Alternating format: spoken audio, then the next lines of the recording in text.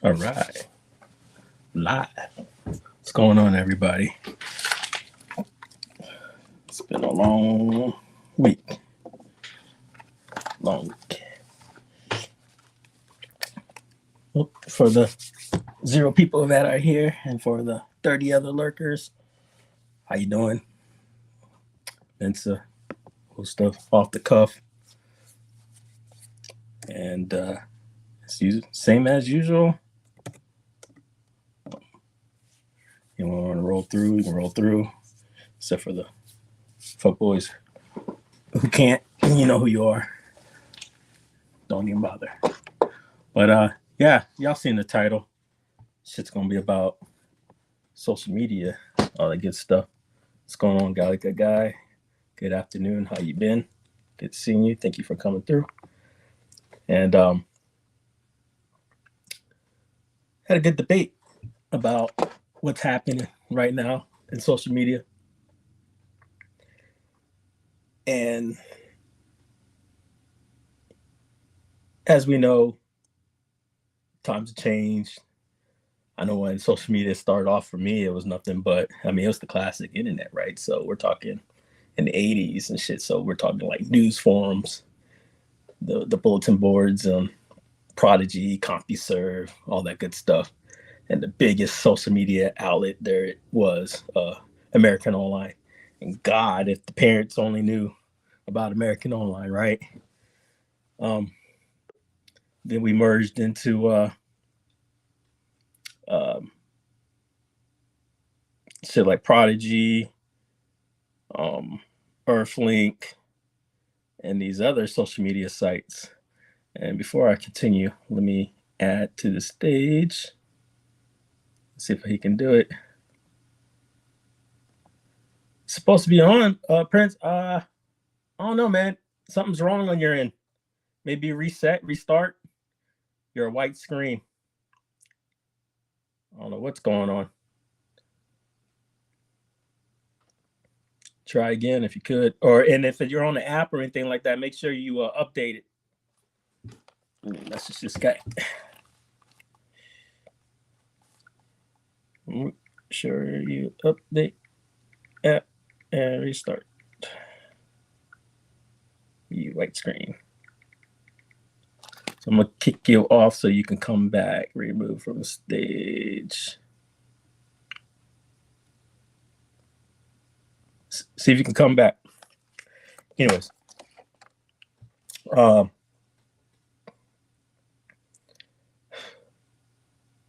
and as you see, TikTok, all this other stuff, kids, man, they're all over it. And the nowadays with stuff like pointing out factors in pop culture, right? You have kids saying, "Oh, do the Fortnite dance," instead of knowing where it came from originally. You know, just stuff that things are so such pop culture now.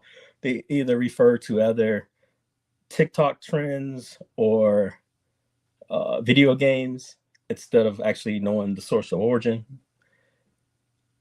And going full circle into my rant here, you have states now implementing social media laws. And I got into a good debate about one in particular. Now, don't get me wrong. We're going to talk on everything. Um, just because I have a different opinion doesn't make it right or it doesn't make it wrong. This just makes it, it's a whole different opinion, right? One of the new laws is by Florida governor, and he's restricting, I believe, kids of age 14 and below from having a social media account. Some will applaud this, some won't. I understand where it's coming from. I don't believe any kids young should be on the internet as far as having a social media account, not the fact that they can't be on the internet. That's because guess who's lurking, right? Adults. Where's their safe space, right?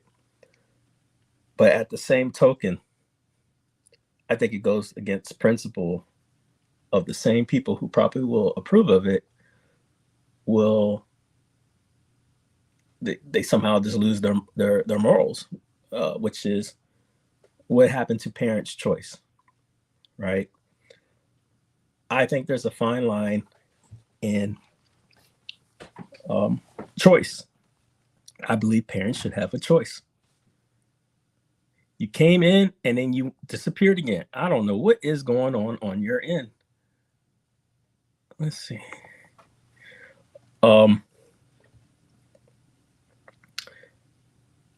My viewpoint is more of a libertarian viewpoint, which is government should not be poking their hands into whether or not, as a parent, I decide or not if my kid can have an account. That should be between the company and the parent.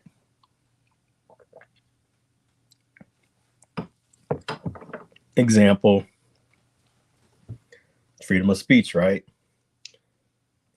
I think the most normal person can say that the KKK are a bad group of people, right? Even the bigots don't like the KKK, right? They're the clowns, right? But just because we don't like them doesn't mean that if they had the right to, say, do a protest or a march that's peaceful, they should be allowed to. Even the ACLU thought so, to the point where they sued a city on their behalf so that they could have their freedom of speech. I agree with it. And the reason is because when you dig in the cookie jar and you try to take away someone else's rights, what's the limiter? What stops it from happening? Now, what made this more interesting is that I will have another guest on later who has a 180 viewpoint from myself, and we were able to go pretty wild into this. Let me see, share screen. I went ahead and pulled up public broadcast station. There we go. And something on my end, man. Scared me. My Mac is going crazy. I don't know what's going on with it. Damn. I usually live stream from it. It's telling me like I can't make an internet connection and all this crazy stuff. Damn. Check my router and everything. Everything else in the house is spot on except for my Mac. Yeah, because it's like jittering and shit. Yeah.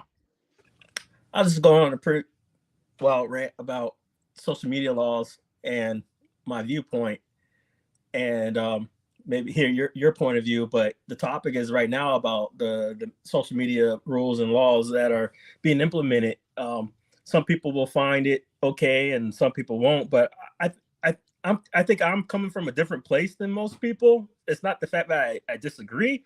It's just the fact that I come from a place when the government digs their hand too much into the cookie jar, where's the limiter? Just because you're a poor parent on your end doesn't mean that you need to tell me on my end. So on this one was about social media laws. One example was in Florida. They limit the age limit for children to have a social media account. Now, some people can go, well, there's already rules in place and da-da-da. I said, yeah, but that's not a law. I don't need to go to fucking jail or get fined because you decided I broke a Facebook rule. Right. You know what I mean?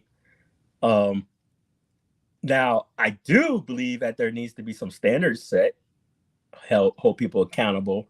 Example, these mass shootings and killings and shit like that. Laws eventually need to start being placed where, okay, you had this 14-year-old kid who's on the internet and he's making all these threats and he went and did something. Like, okay, cool, I get it. But as we speak, and I haven't read the whole thing. I'm going on more of a hypothesis of the headline of what I'm reading. And I believe I'm taking more of a libertarian viewpoint, is that you don't need to dig your hands into the cookie pot. And one example was, I was talking about like the KKK. Most people can just say, even the bigots can even say like, hey, I just don't like the KKK. They're a bunch of clowns, right? Right. But in the end, I agree with freedom of speech. So it's not that I agree with what they're saying. I just agree that, say they want to have a peaceful rally. I could care less if they have one or not, but at the same time, by rules and laws, if the other guy was permitted, it needs to happen. And the reason is because what's good for the goose should be good for the gander. Because if you're stopping them, will it extend to me? Will it extend to me because tomorrow you feel that, you know, freckles are bad? You know what I mean? Like, I don't know. But that's the kind of stuff you don't want to set precedents for. And I believe that the rule restriction is an overreach. I don't care who did it. I don't care who made it. I think it's complete overreach. And this ain't the first. Facebook isn't the first social media platform. I've been on the internet since I was a kid. Right. And I'm not saying that this shouldn't be a thing because I was on the internet, but I couldn't imagine my parents being criminally charged because I was 8 years old on the internet. You know, I don't know what the extent, if they're just talking about having a social media profile or being on social media. I know they got something called Facebook Messenger for kids. I just created one for my youngest. And they're quick to now explain that when you do this does not create a profile for your child. But clearly, it's a messenger that belongs to them, but it's under mine. So it's like, I can read everything that they write. So it's like a workaround. Yeah. But I just think it's an overreach. And it's like, who are you placating to? And is it because, you know, so this is PBS. I try to go as neutral as possible. I'm sure there's really no such thing as neutral, right? But I don't see the public broadcast station really being 2 and 2 either side. They're kind of like the 60 Minutes show, you know? Right. Like, you know, they were to talk about the governor, they would be like, this is the governor. He was born on, you know, this year and this date. That's it. But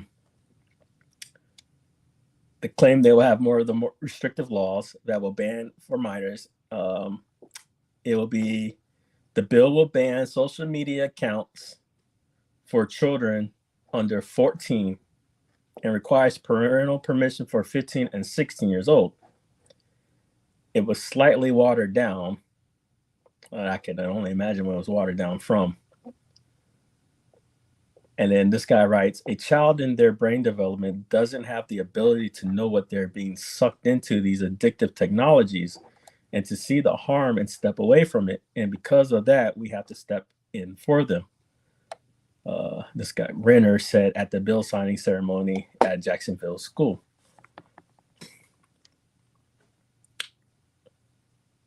I can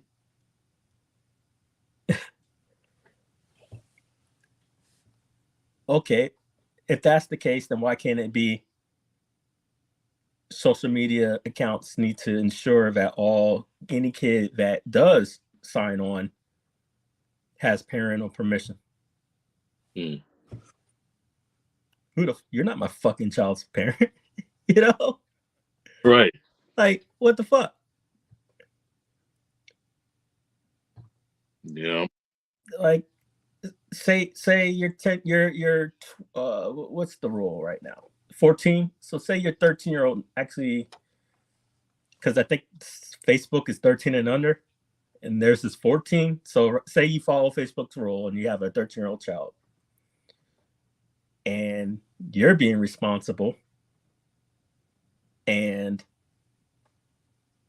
it's only your family and closest circle, and you monitor your child's account. I don't see the harm. I mean, maybe you have a different opinion. No, I agree. I totally agree with you. I wish I had my other guests. They weren't necessarily disagreement, but they had great devil advocate point of views. Maybe somebody else that's watching has a good devil advocate point of view. Says the bill DeSantis vetoed would have banned minors under 16 from the popular social media platform. So it looks like he was being less conservative, or excuse me, that's the wrong verbiage. He was being less restrictive because he vetoed it. But these cats wanted to pass a bill for 16. That's ridiculous. That's insane. There, Right. like you're talking 2 years from being an adult. Yeah. And it makes me wonder, one of the biggest threats to political groups is the fact that we could talk about all this other hoo-ha all day, but one of the biggest threats to the political groups is that their opinions are being swayed through popular social media accounts like TikTok and stuff like that. So then say 2 years from now, they've been watching, popular movements, either if you like them or you don't, from Me Too or whatever, and then they're swayed by that. Guess what voting block they're probably going to follow into by time they're 18, right? So it's like, is this more of a move to swindle the psyche, or is this supposed to be a legislation truly designed to help my kids? I doubt it's. I don't see this helping in any way at all. It would a long time ago when all of these kids were writing manifestos, and supposedly these entities that we use are supposed to be double checking and researching and saving stuff that seem to be like threats to the public and society. Right. Man says the problem is that this new gen are mentally behind our times. Even cigarettes are 21 and up. So 21 is the new 18. Yeah. Wow. And that's what's wild.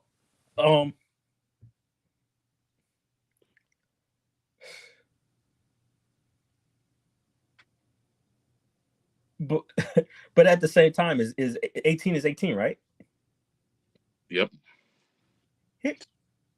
Here's where we get into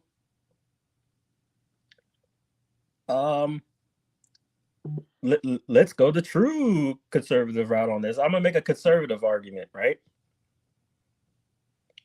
I'm 16. You're saying I'm too stupid to be on the internet. But yet 12 months or less, I am going to be in the legal standard to serve my country and die for my country. Damn. Yep. Wow. And I swear I've seen arguments made for those that if you serve, you should be able to drink and smoke, or if you given more privileges to those that serve as if it's a breakthrough or something, right? So that's an argument there for me. And then so now, how imagine him doing 16. I couldn't imagine just one more age. I mean, this is a hypothetical because it didn't happen. Clearly, he vetoed it. But you're telling me in 12 to 13 months, I wasn't allowed to have social media. Now, 12 to 13 months, I just turned less stupid. And I'm being sent to Iraq or Ukraine or something. Yeah. Am I allowed to have a social media then? Or should the or should I get UCMJ because I didn't follow y'all's rules and had a social media account while I was serving in the military? It's weird. It just seems like it just doesn't make sense to me. I'm going to have to read into this bill. Maybe there's more to it that they're just not covering, or I haven't read yet. Several states have considered similar legislation, and we know how it goes. All it takes is one state to set a legal precedent. Because if they're suing, say somebody's, I see a lot of legal challenges to this bill. But soon as somebody gives it on the federal side, it's okay. A lot of these people are going to follow suit. And they're not going to necessarily follow suit because they support. They're just going to follow suit to copycat. Supporters in the Florida hope the bill will stand legal challenges because it would ban social media formats based on addictive features, such as notification alerts and autoplay videos rather than on their content. I don't disagree with the addictiveness of social media, but is that social media's fault for being addictive? Nope. Like, you're literally saying that our thought processes can't be, you know what I mean? Like, is this Minority Report now? That's that's crazy. Yep. Like, where is this going? Because you know, my problem with a lot of these bills, it doesn't matter. And I got to do the classic, you usually made which side? Like, no, I'm fucking talking about one side clearly right now because, you know, this is the facts that are happening. Where does it stop? Where will it stop? Yeah. Because it's too generic. What are we talking about here? Why are you stopping? Oh, because it's addictive. What's addicting? What are you talking about? I'm not saying it's not true, but right. It's just too generic. Oh, things are addicting. Well, things that on every point of view is addicting. Knowledge is addicting. Yeah. Entertainment is addicting. Yeah, I you know what, and I think so. Like I'm not per se a conspiracy theorist, but I understand. There's a lot of points that I've seen on social media as of lately that it's too much knowledge that's going on as far as like we'll talk about the things like prophecies in the Bible. Yeah. Things like the collapse of the bridge in Baltimore and stuff like that, where people are getting all of these ideas in their mind, and so like they're taking it upon what they're being fed by social media versus just being an intellect and going like example, the big news right now is P. Diddy, right? And if you notice, even though they're funny videos to me because, you know, like he's the butt of the jokes and no one really likes the guy, there was one where Tyson and him were sitting close. So the betrayal is Tyson moves P. Diddy's hands from next to him. Clearly, they're insinuating that Puff Daddy has his hands under his ass cheeks or something, and Tyson's maneuvering himself to basically stare down Puff Daddy and be like, you know, try that shit again kind of crap, right? And, you know, I wrote on one of my friends' posts, I was like, you know, I hate to be that guy, but yet, even though this is funny, he was probably just showing off P. Diddy's, you know, watch, and there ain't nothing more to it. No, that's why they only showed you that 0.1 second as it happened and ended it right at that clip. Yeah. They don't want to give you no body language content prior to that. Yeah. Let me catch up in this chat. Right. Thanos says 18 is barely legal now. It's literally less than legal, right? The military minimum is the minimum age that you can handle a weapon. But remember, at that point, you are considered government property. Brainwashing kids online isn't working anymore since Gaza, so they want to take social media away. I agree wholeheartedly with your statement, Toxin. Wholeheartedly. Hey Daniel, what's up? You could see in this video his hand wasn't even near his ass. Bam! Like, come on, guys. Thank you. I didn't want to call other people like, come on. Like, they're just going with the psyops of it. Yeah. That's it. And it's like, right, he was just showing off the watch. Don't get me wrong, like I said, it's funny as fuck, but it's like, but this is what people are going to go around believing. And it was just like when Bill was online talking to his friends, talking about Cat Williams. I said a statement, you know, Cat Williams is so funny, he's right when he's wrong. Because half the shit he's saying, he ain't right. But he's so confident and so good at what he says, he right. You know, uh, while I see attention spans are getting shorter, people are getting smarter through micro learning. Yeah, I Damn. agree. Now, hopefully, I'm on the same page as you. Um, I forgo reading long books. I'll wiki the shit out of them now. You know, like movies, forget movies. You know, they do those like YouTube recap videos. Yeah.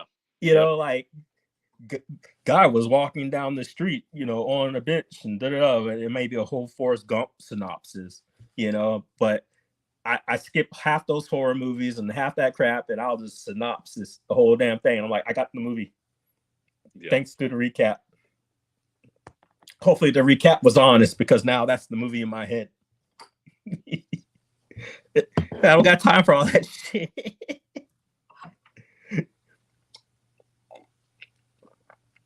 But yeah, it's definitely, attention spans are gone. Right, he would have. Exactly. I'm to believe that Diddy touched his butt cheeks and he's just like, it's okay, man. Let me just move your arms. You know? Oh. Just so much of that, man. Like it's finger pointing, and then like you just, including with the mess that he's in, he's already in hot water already. It's just like it seems like it's a ring, like it's connecting like to the whole thing with Dwayne Martin and Will Smith, Dwayne Wade. I was talking to a friend and they were like the Illuminati's got like they had to do something. And you know how it is. When you look for something, you find, you know, where there's smoke, there's fire, right?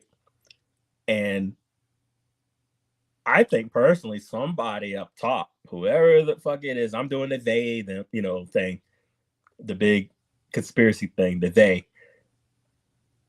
Somebody's pissed at Diddy. Big time. You just don't go from as being as powerful as you were untouched to this shit going down because the law said so. Like, no, somebody up top hates him. Yeah. Now, I'm not saying they're in the right. They're not in the right. I'm just saying, why now? Because this guy was untouched. But good for the victims having their day, right? But back to this shit. This dude says, this renter person says he expects social media companies to sue the second after this is signed. But you know what? We're going to beat them. We're going to beat them, and we're never going to stop. But you know what's funny is that I think they want what happened with all those other people to happen, to take them out of business without taking them out of business. Or what I mean by that is, say they up the age limit somehow, right? And Facebook is just like, you know what, Florida, fuck you. No more Facebook in Florida. Well, it's a lose, because now you've lost the information highway. Right or wrong, you're losing out on, like, I dare say it, Facebook is like almost half, if not over half, of information. Right. Source of information. I'm on Facebook. You're on Facebook. We use Facebook. Most people use Facebook. And if they're not using Facebook, they're using another Facebook platform. Instagram or something like that, right? That's a Facebook platform. You're using the Meta VR. It's a Facebook platform. And that's our source of information. And don't get me wrong, there's other sources, but guess what funnels to Facebook? The other source. You know, CNN's got their little Facebook pages, I'm sure, and other local news outlets and medias, the Sinclair Network, all over Facebook. And that's another thing that's funny as fuck. So I'm on this one page a lot because it's just funny reading the comments, and it's like San Antonio News or some shit, right? And what they do, this is genius. This is genius. You're gonna love this. They'll post like a politically charged account, right? Or an event. So say, like, for like because you know you got two sides, the liberals and the conservatives, right? And so who's the one that the conservatives hate the most? The or who love to hate the most. That one chick from New York. What's her name? She's young. She's like she's a house rep. Cute lady. Yeah. House rep, New York. What's her name? Let's see here. Already. And they love to call her stupid and all that good stuff. Yeah. What's her name? Hold on. I'm gonna look her up. Do you know? I know her. It's on my tongue, man. I just can't remember her fucking name. Oh, here we go. Damn, her page popped up and then she disappeared. Hold on. New York House Rep Bar. Turning Alexander Ocasio-Cortez. AOC. They call her AOC, right? Yeah. Love to hate. The fake crier. The fake crier, the one that went down to the camp where she was at the fence. She was crying, pretend crying. Right.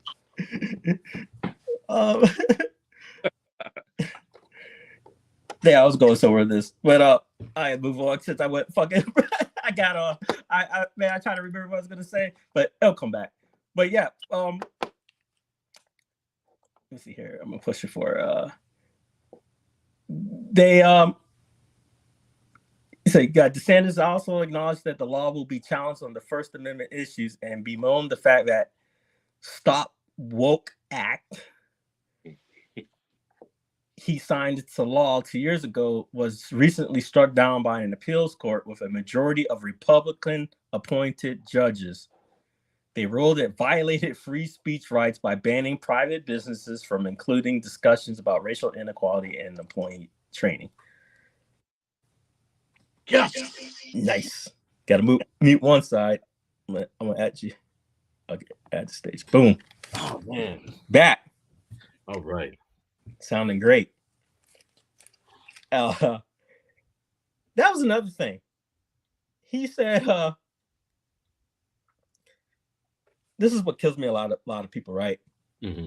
They take these words that are correct and verbiages and definitions, and then they like to attack it. So then, they keep making fun of it to the point where they make the word taboo. So example, woke, right? It's supposed to be this big negative thing. So DeSantis gets sued, right? Now he's got lawyers, right? Mm-hmm. So the lawyers that are suing him up, they make DeSantis, or the judge officially makes this DeSantis state his factual opinion on the definition of the word woke. What is it? And you know what they cite? What's that? These motherfuckers had the audacity to actually cite the actual definition of woke. Man. Let's Google it. and this is what he's fighting against.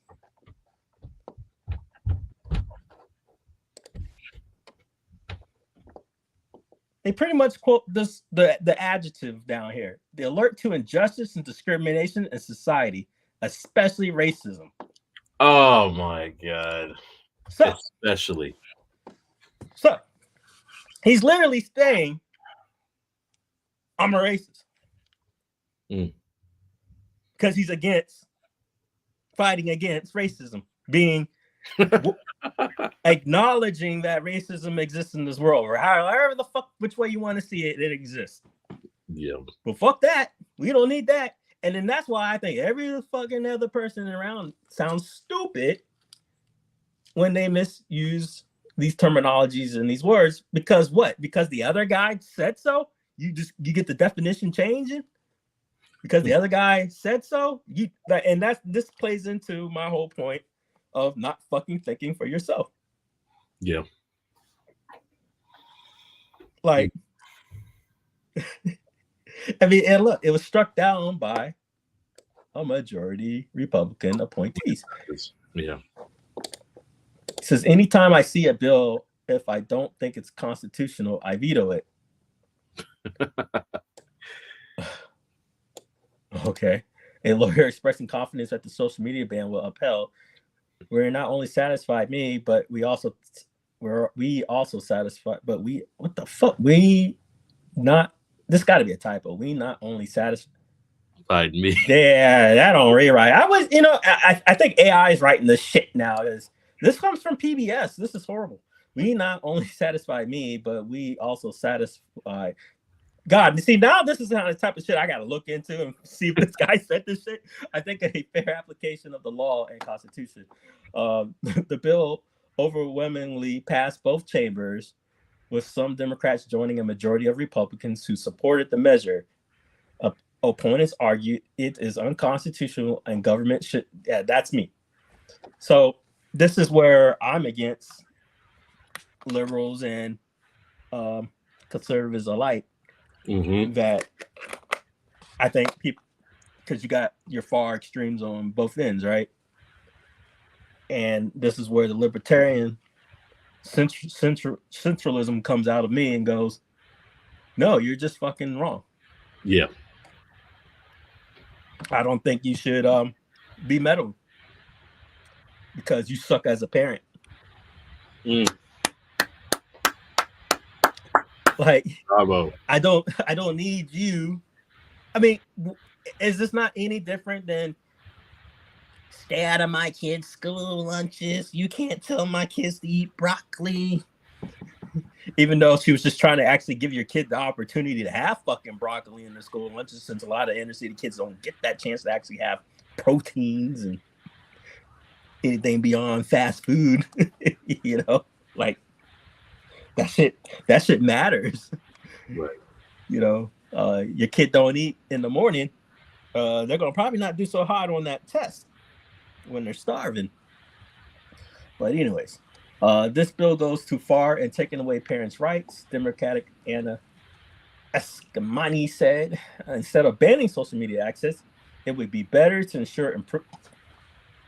Damn, like that's just where I'm at. It would be better to ensure improved parental oversight tools, improved access to data to stop bad actors, alongside major investments in Florida's mental health systems and programs.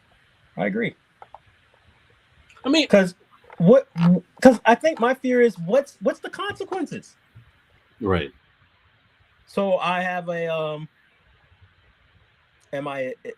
child's incorrigible and he signs up, or are you gonna like charge me with truancy? What's the deal? Like, people go to jail for this type of shit, and is he seeking to jail people who? Like, I wonder what's the consequences of not following this law. Right, but the consequences shouldn't be against us, the parents. It should be the social media entities should be liable. Like, the government can enact anything to tell. They say, "Hey, look, double verify that I'm an adult," like they do on those porn sites. Pornhub gone everywhere. Yeah, get that my Pornhub. Like, what's the deal? Like, just all they have to do is enforce, hey, look, you guys got to use your money, or find a way, like make it a way where parents got to pay a certain fee for this child at this age to pay and use it, instead of hindering them to make the parents. I mean, that could be a thing, but there's a verification processes. Yeah, there's verification processes, and the verification process is having an adult vouch on behalf of the child. That's right. That's all they need. I'm a real person. Give me a thumbs up, or show me your government ID, or like, okay, whatever. It's because there's they can work with ID Me or whatever, right? All these other sites use to verify government accounts. Prove you're not a bot. Right. Just prove you're not a bot.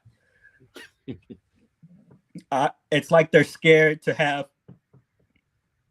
people verify who they are, so they can't go running amok and say some racial shit, and then they get reported, and then the cops come for their asses. They're not worried about that, but you're worried if my 16-year-old gets online or not. No, ain't none of your damn business. That's what's so fucking confusing. I was going somewhere with this bitch too. ALC. But along with this, I just want to add, man, like and no, I don't want to blast the government or whatever party that's doing this, but like I've talked about it before, like anything they get their hands into, it just makes it worse for the American citizens. Like for instance, before I don't know when the fuck this happened, but whenever I purchased a PlayStation gift card and went online to buy games, it was always the price. There was no taxes added to it. Now all of a sudden the states want to get their taxes on your PlayStation card. So instead of it being a $50 PlayStation gift card, by the time you end up spending it, you only use $35 and you're done. Yeah. It's insane. Everybody's got to have their fucking hands in the cookie jar, and to me, that's what it is. It's hands in the cookie jar. You know,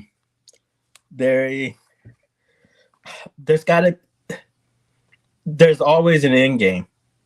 Yeah, and I feel the end game isn't about people wanting to save my children from themselves. I think it has everything to do with elections. Yeah. Because let's see, I'm just gonna Google. Let's see, how much influence did social media have on presidential elections? Let's type that in. Oh wow. Princeton University, but let me guess, not good enough, right? But anyways, Princeton. Let's use Princeton. This is a .edu PDF. Let's see what they got to say. So a guy named Thomas Fujiwara, Karsten Mueller. He got the double shit over. I guess it's Mueller and Carlos Schwartz. So they say, we study how social media affects elections outcomes in the United States. We use variations of the numbers of Twitter users and early adopters in 2000. Damn, they went deep. Our results indicate that Twitter lowered the Republican vote in the 2016 and the 2020 presidential elections. Just going off of that, this is a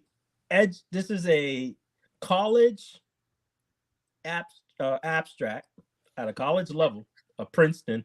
I don't know about you, but Princeton's one of the more popular, at least in my head, prestige colleges probably in the world. Am I wrong?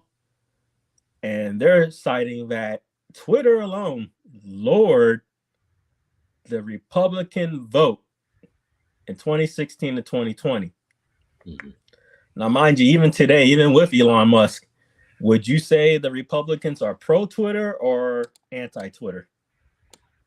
Very well now with opinion. control, pretty much more pro Twitter because of Elon Musk. Yes. Oh yes. Right. But prior to that, what would you have said? Oh, definitely not. How Twitter was. It was like the Wild Wild West. It was more more liberal. So right on the Democratic side. Right. So, but these are private companies, am I wrong? Right. Or are they public shares? I don't know.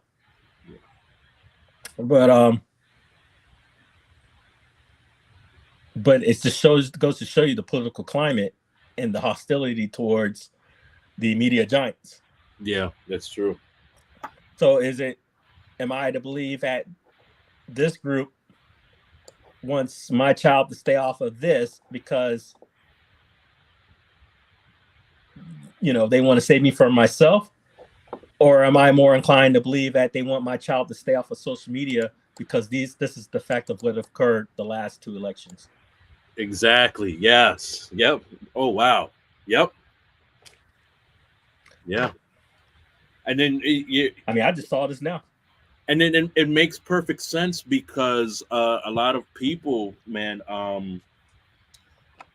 I based upon what we're talking about now, this seems like it's digging more into pushing for. I don't know the statistics, but when it comes to us African Americans, or whatever, using social media platforms, already a lot of people of our color already turned off from the democratic ideals and stuff, especially in Biden's position now that he's in the White House. They're kind of going the other way. So now this is more of a way to inflate fixing everything towards their position coming in this upcoming election. Correct. I agree 100% because, as I said before, I don't think you'll find any more of a conservative voting bloc in the United States other than the Black community. Period. The end. It's just obviously most Blacks tend to not align themselves with overt bigotry. If is it the fact that Trump's policies were bad, or maybe the fact that Trump has a guy next to him calling Black people the N-word? Obviously I'm gonna look at the other guy and go, you're not gonna do nothing about him? All right, I'm gonna go this way, right? And we all know this case because of the Southern strategy. You can look at all the electoral votes, red on top, blue on the bottom, and then from the 60s to the 80s, bloop. I mean, it's common sense, right? But they said this had limited effect on congressional elections and previous presidential elections. Evidence from survey data, primary elections, and text analysis of millions of tweets suggests that Twitter, relatively liberal content, may have persuaded voters with moderate views to vote against Donald Trump. And then they go into all the factoids. I mean, we pretty much read the abstract of the end result here. And then we get into all the facts of how they came with their numbers. And I mean, we've been through this song and dance, so I don't think there's really any need to go through it too much. But I find this very interesting.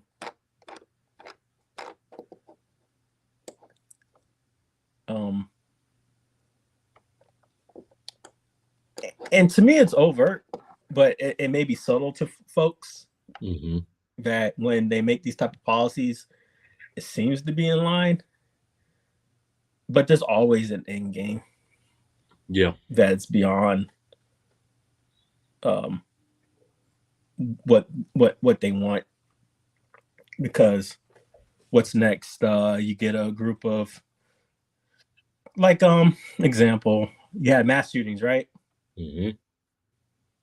And I don't know about you, but it seems to be the most, at least the ones that get the airwaves of being speaking out against mass shootings the most, end up being more of the liberal mindset, because the other vote would be obviously, hey, don't touch my guns, right? Yeah, exactly. Yep. But how did they rally the best? Was it because they were sitting there calling each other up, or is it because they were on social media? Yeah. And I think they want to stop that. Yeah. And then you get people like there's tons of personalities now, like Ben Shapiro. Oh God. And then Candace Owens, they just fired the other day. So it's just like, Oh, who did they fire? Candace Owens. Dude, that battle is interesting. Mm-hmm. I'm not a Ben Shapiro guy, but he ends up I might be wrong on it, but he ends up making more sense than Candace on a lot of things. Okay. Because sometimes he comes around, but he's just like punchable annoying. like get out of here, nerd. Get out of here. Because he thinks by over talking and speaking fast with his fucking annoying, like you think, and this is me. I'm just gonna over talk you, and I'm gonna say something. I'm gonna do you a fallacy and do you a catch-22, and it doesn't matter what the fuck you say, because when you say it, you're gonna be wrong anyways. Yeah. Like, shut up. Like, oh, bro, I got something to pull up for you. Even he had to own this one. He looked like a moron. He went on the UK show trying that American politics shit. Oh boy. He got fucking wrecked to the point he had to come on Twitter and say and pull like the WWE guy, Truth. You're like, sorry guys, this one's on me. I look stupid. Let's see, Shapiro. Ben Shapiro was talking to who was it? What's his name, man? Because he got fired a while ago too. The guy, I guess he was debating or talking with. Was it Pierce Morgan he was talking to? Yeah. Yeah. It was him. Here, check this shit out. This guy's straight reporter. Okay. Right? Because when you're a reporter, it doesn't matter what viewpoint you have. You're there to ask the hard questions. Right. So say a conservative comes on my show. I'm going to ask them liberal-based questions. But say a liberal comes on my show. I'm going to ask them conservative-based questions. This is because the viewers are going to want to hear different viewpoints. So you can answer the questions, and that's my job as a reporter, to draw them out of you. You don't fucking know my opinions or whatever. Right. And it's not my job to tell you my opinions. It's my job to report. Right. But I can only report by what you tell me. So you go around saying 2 + 2 is 4. I'm going to ask you, yeah, but some people would say 2 + 2 is 5. What do you say about that? Don't argue fucking with me. Just answer the question, because most likely there's like 20% of the population is asking the same damn question on another forum. And I'm just helping them know. But this is what he pulls. Let's check this shit out. Hopefully I don't get a strike, but we'll see. After a woman has been pregnant for 6 weeks is not a return to the Dark Ages. What's your answer? My answer is something called science. Human life exists at conception. It ought to be protected. Now, back to my question to you. Oh, I got to talk on an this. Objective journalist. BBC purports to be an objective down-the-middle network. It obviously is not. It never has been. And you, as a journalist, are proceeding to call one side of the political aisle ignorant, barbaric, and sending us back to the Dark Ages. Why don't you just say that you're on the left? Is this so hard for you? Why can't you just be honest? Mr. Seriously, Shapiro, it's a serious question. Mr. Shapiro, if you only knew how ridiculous that statement is, you wouldn't have said it. I just Really? asked you a question. And I asked you a question. You failed to answer a single one of mine. Frankly, I find this whole thing a waste of time. If you want to read the book and critique the book, why don't you read and critique the book? If you want to critique me, you can think whatever you want of me. Why don't you frankly, just try and I don't answer care. the I don't questions? frankly give a damn what you think of me, since I've never heard of you. And I've never heard of you until I briefed myself for this. But that's not the issue. You have a Then new why the hell book are you out, interviewing and me, it's an interesting book. But my point is, your book claims Well, that it'd be society... nice if you would quote it from time to time. Your book is... Well, actually, I've done so several times, and I'm about to do so again, if you would let me just finish the question. Your book frankly, I don't claims think that this, you know what? society Honestly, is turning its back sir, on Judeo-Christian values. Yeah, this What are those values? What are the values it's turning its back on? I'm not inclined to continue an interview with a person as badly motivated as you as an interviewer. So I think we're done here. I appreciate your time. All right. Well, thank you for your time and for showing that anger is not part of American political discourse. Now, Mr. Shapiro, we'll say goodbye.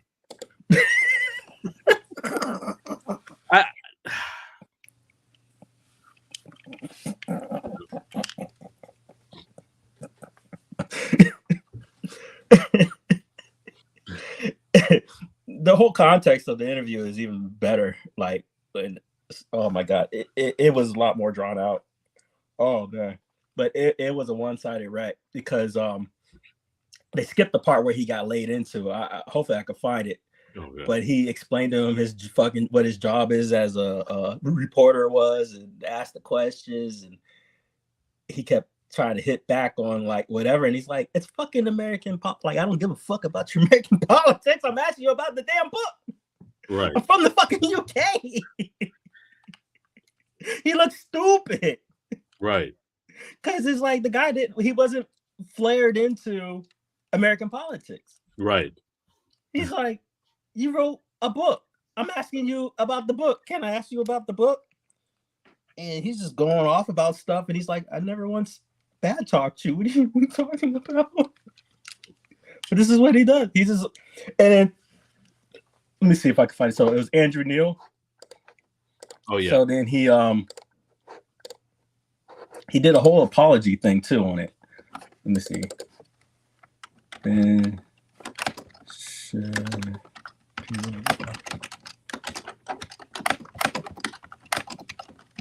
Let's see here. He writes. There we go.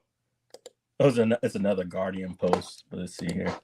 I think the Guardian's like UK or some shit. But it was on his actual Twitter. Because at the time I didn't know who this guy was. Mm-hmm. Let's see if it shows his Twitter. There we go.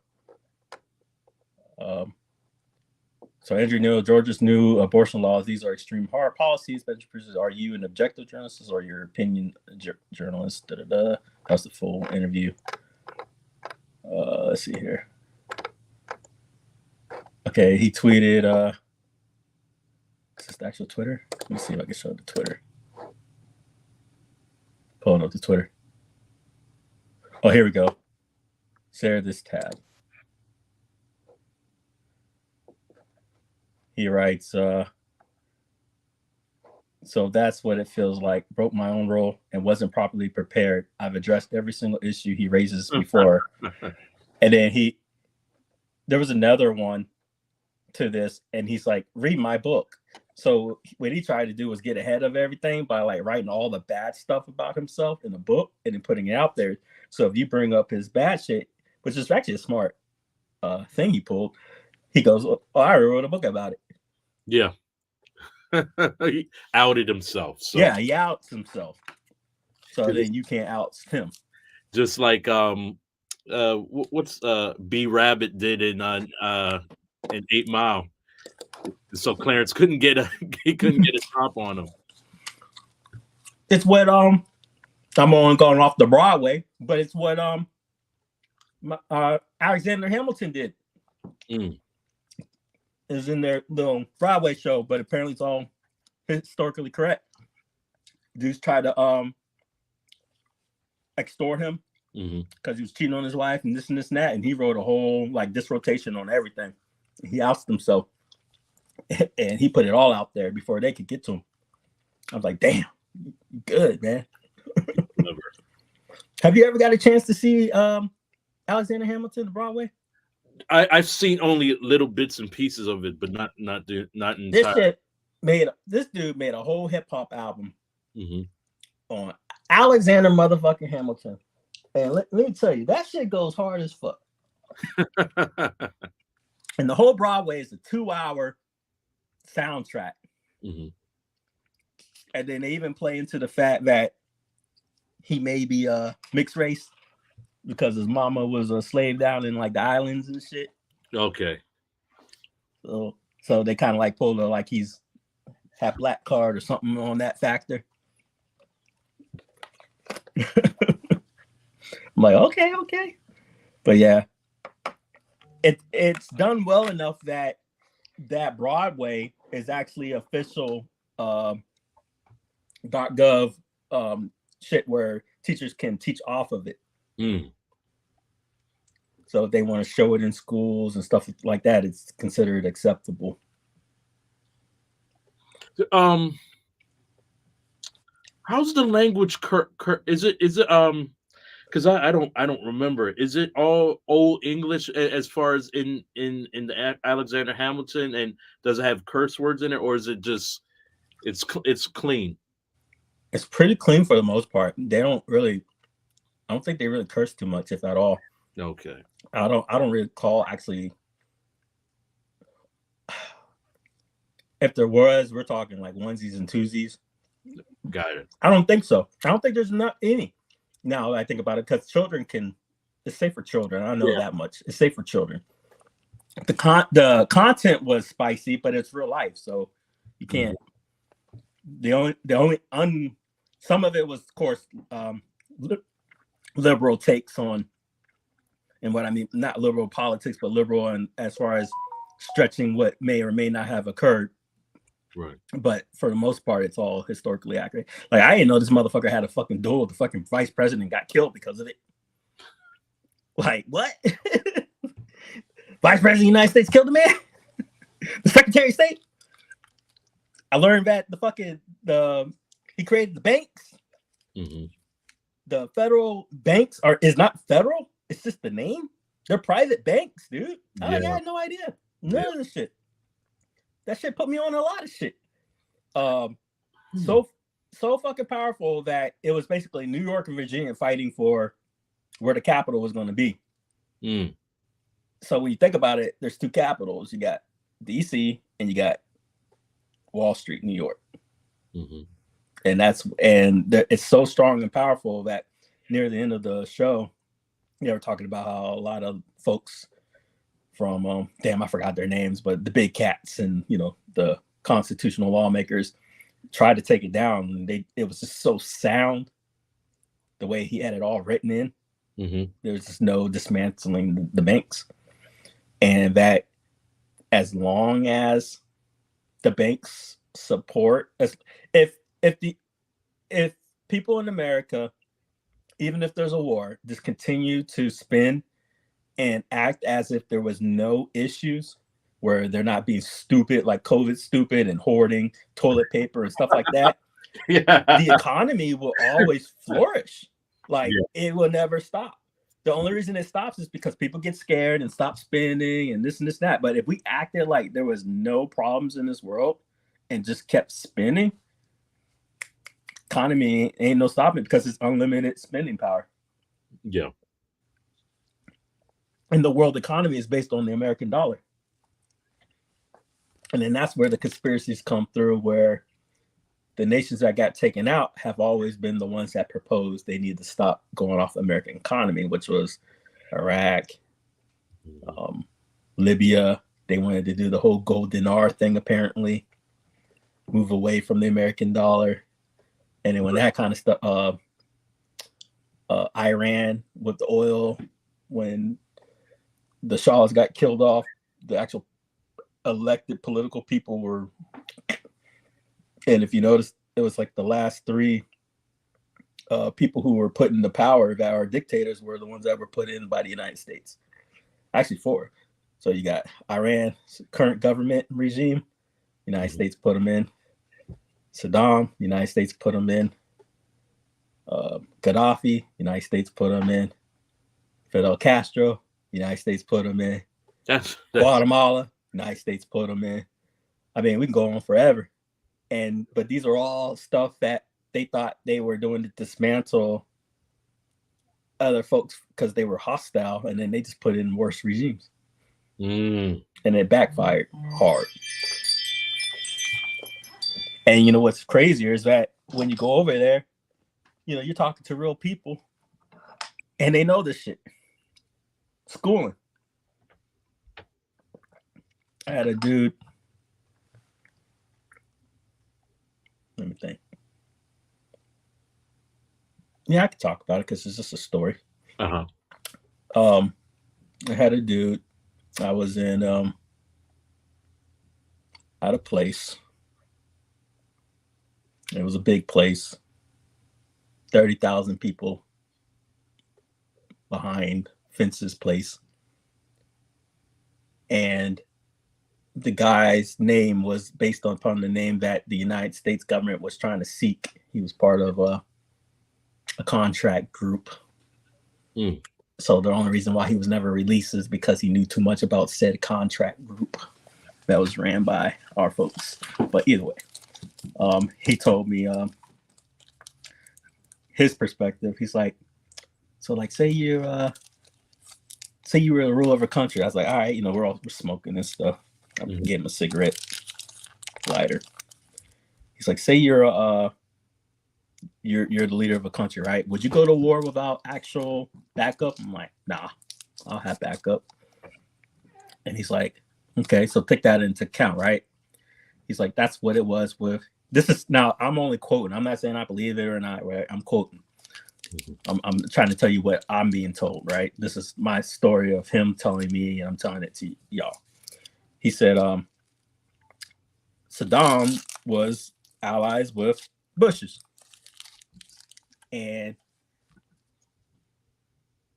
Bush gave Saddam the green light to take Kuwait, because he said Kuwait at one time was part of Iraq or some crazy crap. So he's basically taking back what he considered his sovereign territory. Whatever. So he ended up getting the wink, wink, green light, he said, from the Bushes. And he says when Saddam did his act, et cetera, that's when the Bush was like, oh, Saddam bad, et cetera. And he said he got thrown under the bus. And that was his opinion of his story, what he was telling to me. Which kind of made sense, because when you actually look at the Iran-Iraq war, whose side were we on initially, and who used what weaponry against who, and that weaponry can only been from like 3 major countries. Those chemical weapons, these ain't dirty weapons that like, Jordan can fucking make. This is like nuclear level top secret shit. Like, this is shit that only like the UK has or United States has. And they're sitting here using it in the fucking war. Like, common sense. Like, it didn't just get out there. not those type of gases. Right. So it's not a conspiracy. It's conspiracy because it's real, but not a theory. Somebody on the top gave them the wrong shit to use. And it's what happens, and I think it's tough to swallow for a lot of folks, is that not everybody's always on the right side, as far as when things settle. Look at Hawaii and, who was the king of Hawaii, and they killed that motherfucker off and took that place over, like. That's crazy. It was it's like no different than Japan and their, emperor. Hawaii had a ruling class, and the United States said no. I learned something. What's up? There is a state that's part of the United States that's not a part of NATO, and by law, it's not protected by NATO. Which state is that? Is it Alaska? Nope. Because Alaska is part of North America, even though it's not attached to the United States. Right. There's one state that's not attached to the United States. One more. Oh, Hawaii. Bam. Out of all the shit, though, is what caused the war. Or what gave us the excuse to jump into the war, or the last war, right? Hawaii, right? But of all the states that's not protected by the North American Treaty, it's Hawaii. Damn. Yeah, there's no obligation within the treaty for Hawaii to be backed by NATO. Wow. So if there was another Pearl Harbor, the UK could technically sit on their asses and go, well, we're not obligated by treaty at all. Damn. Oh yeah, and then the full circle back to your English shit. There was another little factoid that I learned about Old English. Mm-hmm. You and I are speaking it right now. Right. It's the English you hear now in the UK is new. I've heard that before. Yeah. So it's called Roric or Rhotic speak, and it's where the ruling class, they tried to differentiate themselves from the poor class. Mm-hmm. So that's when they started withholding the R's and all that crap. So that's why you hear the unique Bostonian shit and, the shit in the UK and stuff, because those people held on to the newer form that was being created. That's crazy. So UK's been through a whole dialect change. But that's why they would say stuff like your Shakespearean plays are better played by Americans Mm-hmm. because it was written in Old English, which we're speaking. That's great. Yeah, because did you ever hear about it was this one lady. I think she lived out in South Carolina. She was saying, yeah, she was basically saying the same thing, and she's saying that their English was like how they're speaking now in the deep parts of South Carolina, Georgia, and stuff. Is real country. Right. Mm-hmm. Yeah, it's pretty wild. Like, huh? And it was on a science show that I was watching where, I mean, this guy broke it down. It started off as they had a sphere and a bunch of little balls, and as exaggeration, like 500 Earths can fit into the sun, kind of crap. So then they did a whole scaling, and then they had it fit in the ball. But then the guy goes, actually, there's more. And then he broke down the fact that it's actually more because there's spaces in between where the fucking balls are touching. So then he did the whole fucking math on the spaces of. I was like, oh, Jesus Christ. But then that's when he had this like little pet dog or whatever that would talk. And then he brought up the whole English thing. I was like, what the fuck? And I started deep diving for hours on it. I'm like, yo, this shit's legit. He's telling the truth. And I started speaking to my friends that are from Canada and United Kingdom and stuff like that. And they're like, yeah, actually, he's telling the truth. And I was like, oh. And then did more factoid checks to tell you what I told you. I'm like, damn, that's pretty cool. Yeah. So never knew that. Jack the Ripper had a country accent. Yeah. I'm about to say. I mean, the sudden draw stuff. I mean, it's probably a little too much, but yeah. I mean, but the way we're speaking, where we're not holding back the art, we're not, hey, let's go down to the car and the bar and all this other shit. That ain't happening. We're pronouncing our fucking R's, and we're speaking fluent American style. I mean, don't get me wrong, we have all different dialects all over, but you could probably tell if you go down to the East Coast side, that's going to be the main accent line, like you said. I mean, but if you go down to Georgia, man, certain Georgia part, that's some twang. Yeah. Twang. And that's what's so funny. It's because people go by geographics. It's like, that's not how any of this is defined. like they're talking political Bible belts and shit like that. Like VA, like that's the South. Like, oh, VA, it's not the South. I'm like, what was the capital of the fucking South? You Nimrod. There's two capitals, and one of the main capitals at the time was what? It's like, you stupid. The literal flag that's flown around for the Confederacy today is the Virginia Northern Battle Flag. It's a VA flag. That's crazy. But it's not the South. Stupid. Oh, man. It's so weird. I had something to say about that AOC chick. It just left my head. I guess it's for the best. Yeah, because she'll find out, and she'll definitely flag this video. Man, she would. Oh, the one that I despise the most, that will get me into like the most arguments with the liberal folks, is the what's her name? She's another female. Let me see her. Democrat. Let me see. Indian dispute. This chick was going around talking about how she it's like Native American shit, and then she tried to disprove Trump. Looking stupid. How using the DNA thing? How recent? How long ago was this? A couple of years ago. Damn, I just pulled up her fucking face. Let me see if I can find her. I can't stand this chick. All right, hold on. I'm gonna pull her up. Maybe you can tell me. Present. Somebody said something in the chat. Oh shit, my bad, guys. See Diddy, whatever. No, Diddy. Toxin bro, reach your chat. We were talking to you. It must have been a pre-recorded video.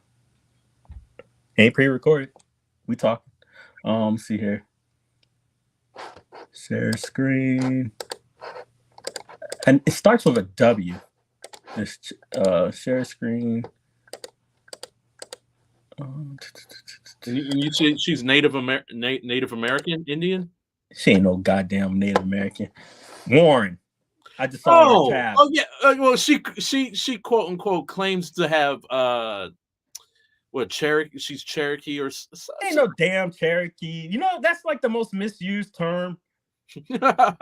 Like, what tribe? There's like 7 tribes. Like, you can't, if you're not educated to say what tribe, actual tribe, you ain't shit. Yeah. That's what pisses me off. Mm-hmm. Like, okay, like I'm from VA, right? Mm-hmm. I genetically have Native American ancestry. My family, I have family members on the rolls, et cetera, et cetera. Thing is, I was not raised on any reservations or tribal lands. Mm-hmm. I think it's an injustice to go around going, blah, blah, blah, point, blah, blah, blah. You know, like, I have not seeked to be on the books. None of this shit. Well, Even though we are invited to the powwows, we've been invited to meet up with our distant cousins and oh shit. You know, like, it's a thing.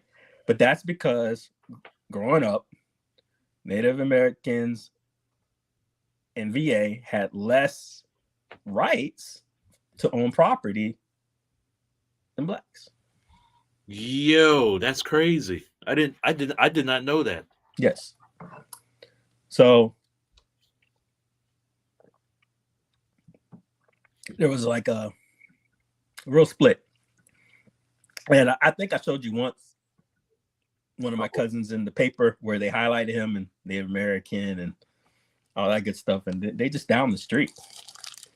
But I haven't been as close to them. That was like more my mama's generation and stuff like that. Mm-hmm. So, you know, there's, and it's the same with a lot of the other cousins. I'll tell you. Damn, I can't really say the name. He's a famous actor. But I was talking to a friend about property rights and da-da-da. Long story short, she's a distant relative, you know, everybody related by somehow. And she was talking about how her family sold off their land to like her aunt, and because the aunt's family side passed for white, and then they were pass it back down for better money, but they never did. So they screwed her dad over, who had darker skin. And then the cousin allows her to basically stay in her family inherited home. Mm-hmm. But that cousin is a world famous actor, and he lives like 4 houses down. Oh, shit. You've seen him in a lot of movies. Got it. But my point is that this is what happens. And what she tried to pull was the DNA bit. Yes. And it's like, okay, well, then you're freaking part fucking banana. You know, like, that's not how this works, lady. You know, like, it's an injustice. It's disgusting. To play that shit. I was on Trump's side on this one. It's like, you look stupid, and it's annoying because it's their go-to, and I guarantee you these cats ain't claiming. You know, like, this is not how any of this works. Kevin asked, "Do you own?" You know, I couldn't stand her either. Like, she Kamala. Oh God, dude! When she was on that show, what's the show called? I actually like the show as far as the format's concerned. Breakfast Club. Okay. She started bragging about, like, yeah, you know, my family's, because they asked her if she ever done pot or some shit. Mm-hmm. She's like, yeah, my daddy's Jamaican or some shit like that. You know, we all do pot. I was like, this bitch just stereotyped the Jamaican culture. First off, Jamaicans are famous for being conservative. Yeah. They're like fucking Catholic. And they don't do none of that shit. And all that Bob Marley crap is bullshit because they don't smoke. and shit. You're not fucking rock. You know what I mean? Like they don't do none of that shit. Like they're clean. They're vegans. Like when we're talking true vegans, like raw veggies, like no cook nothing. So it was like, what are you talking about? And then I remember like, cause I got like real notable family and friends in the community area, like lawyers and masons and, you know, down in Carolina and Georgia and shit, right? And man, I was having mad debate about this chick because she pissed me off. I was like, until she needs to do a fucking apology tour and she needs to explain her fucking actions. And she's sitting here admitting she smoked while she was in practice for her college, which basically ends up being the top cop in the largest state in the country. Yeah. And you're putting this people away while bragging about doing what you're putting people away for. Yeah. You hypocrite. I was dumbfounded. And I'm like, how many people did you put in jail for truancy? You know, these parents and stuff. Like, it just didn't make sense. As a woman of color, playing, you know, hard cop, and then getting on the hip hop radio and trying to be Miss Cool. Fuck out of here. Yeah. That's wild. And then stereotyping your own fucking demographic. Yeah, and then, you know, on top of that too, man, like it's 2024 and she's almost out of office with Biden. Like, I have not heard, like, it's been silence on her camp. Like, I don't even know what she does. But you know, I'm devil's advocate. That's the case for a lot of vice presidents. Because in my opinion, I think vice presidents is more than what the presidency does. I mean, they gotta do a lot, right? Yes. But they're just basically the anti-Trump campaign crew. Because it's like, if Trump won it, you sure as hell ain't it. If Trump won here, because y'all suck. Like, Biden should have just sailed off to the sunset. He was like, you did good as Obama's lackey. He needed that look that the man was backing him. Good job. You repaired whatever shit legacy you had by backing him. But now it's starting to come out where he didn't agree with Obama on half his stuff. That's why he kept all those tapes and shit, because he was against Obama. And that's another thing I kept trying to bring up. Just because you're the president of a party doesn't mean that president is actually part of that party's political views. Yeah, that's true. If these motherfuckers, if you can't wake up to the fact that Obama was the most moderate Republican since Reagan, then you're probably a bigot, and you're just limited, because that's the facts. On paper, he was a larger moderate Republican than every fucking president before. You can sit there and bitch about Bush and the war, all this shit. You really think that not any of those motherfuckers hold a candle to Obama when it comes to the drone wars, having motherfuckers act, and then they want to have their way, go, oh, Obama don't do nothing for fucking security. Bitch, you want to talk to the thousands of people he fucking had killed off? He should make any liberal fucking score. And then fucking Mitt Romney's ass, you know, Republican camp, but on paper, the largest liberal in fucking that you've seen. Universal fucking policies for medical and gay rights. And come on, man. Maybe.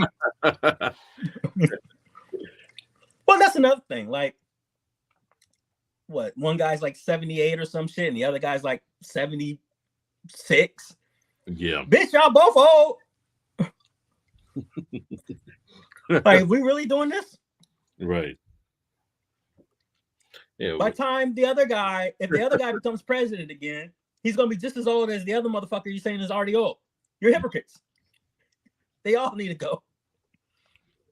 But here's the thing, that nobody, it don't matter what camp you on. I guarantee if you go against me on this, then I think you're truly not about moving forward on shit. Term limits. Uh-huh. Who the fuck can be against term limits? Right. Yeah. Term limits. That's all you need. And it's in game. If you have term limits, then we don't see the same stupid ass faces, and we can move forward. But that's the shit that's been out since like what, the Roman fucking empires and shit. Like that was the whole purpose to term limits. They have new ideas to move further, so you don't have the same. If someone is corrupt, you know, it's term limits. But then the very people who might cry for term limits aren't for term limits. Yeah. You know, like, get the shit passed. Yeah, the money they're receiving is too good. Mm-hmm. The special interest or special interest groups are going in. Hey, man, another 500,000 is coming your way. That lobbying should be highly illegal, but that's all they do. They play the stock. Yeah. And they get that insider trading. And that's all it is. Yeah. And all of them are guilty of it. All of them. I don't know too many that wouldn't be. And yeah. In the chat, Botrix, do we know who that is? Oh yeah, my bad. So I gotta program this shit. So apparently that's an AI bot that I fucking set up, and I have no idea what to do with it. You could code the shit out of it. Apparently, I'm gonna figure it out more. Okay. But it'll like auto mod and stuff like that. It comes in late. I gotta figure out what's up with it. But yeah, he's a mod. Yeah, so he's actually I gotta go on there, and I keep forgetting about him. Okay. Yeah, but he's mine. All right. Speaking of term limits, didn't Putin win his 6th election? I mean, it's not an election, dude. Yeah, we know that's not even happening in an actual election. He's a dictator called the president. It's like these fools who go with political names and think that the political name actually has something to do with actual real political alignment, like social blah blah blah blah. Doesn't mean that you actually are socialism or whatever. Example, the People's Republic of North Korea. You really fucking think they're a republic? Like, no. Come on.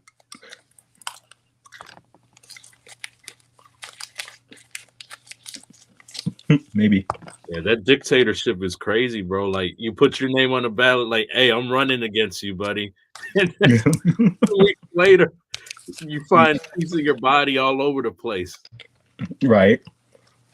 Hey, shit. Problem with Saddam was, I think it was too little, too late. Yeah. Like the first war took him out. It looked dumb coming in on the second war. What was that about? Yeah. Weapons of mass destruction, you mean the ones that we all destroyed? World's greatest intel? You know damn well their own shit. Yeah. Oh yeah, because here, let me play you something that here's a gaslight for you. See, on YouTube. Bush. Ready for this? Yeah. Now tell me what this man says. I remember this live. Suiciders to kill innocent life, who had relations with Zarqawi. Imagine what the world would be like with him in power. The idea is to try to help change the Middle East. Now, look, part of the reason we went into Iraq was the main reason we went into Iraq at the time was we thought he had weapons of mass capacity to make weapons of mass. We also talked about the human suffering in Iraq. And I also talked the need to advance a freedom agenda. And so my answer to your question is that imagine a world in which Saddam Hussein was there, stirring up even more trouble in a part of the world that had so much resentment and so much hatred that people came and killed 3,000 of our citizens. You know, I've heard this theory about, everything was just fine until we arrived, and then, kind of stir up the hornet's nest theory. It just doesn't hold water as far as I'm concerned. The terrorists attacked us and killed 3,000 of our citizens before we started the freedom agenda in the Middle East. What did Iraq have to do with what? The attack on the World Trade Center. Nothing, except for it's part of, and nobody's ever suggested in this administration that Saddam Hussein ordered the attack. Iraq was the lesson of September 11th is take threats before they fully materialize, Ken. Nobody's ever suggested that the attacks of September the 11th were ordered by Iraq. I have suggested, however, that resentment and the lack of hope create the breeding grounds for terror. Wowie, wow. Now, the average child in America would say, what about Iraq in 9/11? But Bin Laden. Right. Iraq at least had something to do with 9/11, because why else would we go into an unjust war, right? Right. But what did he just say? It had nothing to do with it. And he didn't just say it once. He said it, at least 3 to 4 extra times, and it iterated. We never made that connection. Now, I'll tell you what I'm not going to tell you. He's going to tell you what this was about.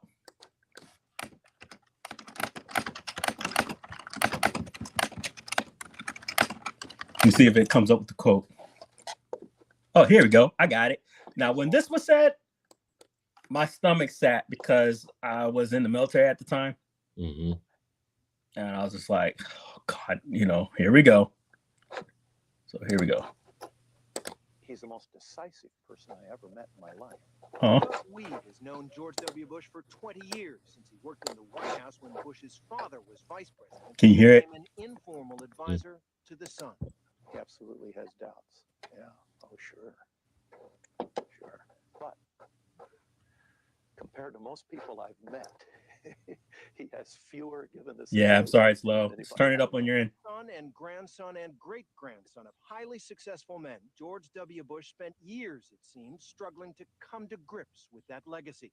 Doug Weed recalls a conversation with the president's younger brother, Marvin. After the election in 1988, when his father was elected president, I went out to dinner with Marvin. And I said, Marvin, how about you guys? You have any interest in politics, your generation? He said, yeah, we think Jeb's going to do something. I said, well, what about George? He was my boss, and he was the oldest. I said, what about George? He said, George, he's the family clown. He's not going to do anything. So this was the perception in 1988. Long shadow of the first Iraq war, his father's war, when Saddam Hussein was left in power. I heard him when he said this live. Personalized the global showdown with Saddam in 2002. There's no doubt his hatred is mainly directed at us. There's no doubt he can't stand us. After all, this is the guy that tried to kill my dad at one time. Now, I know this context because they were whatever, but when he was on there, this was during that same time when he was talking about that last video. So then he's like, I heard some, because human memory. I heard it, him saying something like, this is the man who tried to kill my dad after all, or something to that effect. And clearly he heard something similar. I was just like, well, we're going to war. Yeah. And he said this before he initiated the war. That's great. And he's like, this is the guy who tried to kill my father after all. This was a revenge war. That's all this was. Because Saddam tried to have Bush Sr. assassinated. Because, Bush Sr. was the head of the CIA. Then he became vice president. Then he became president. Right. So when you think about it, he's had his hand in foreign affairs for like at least almost 2 to 3 decades.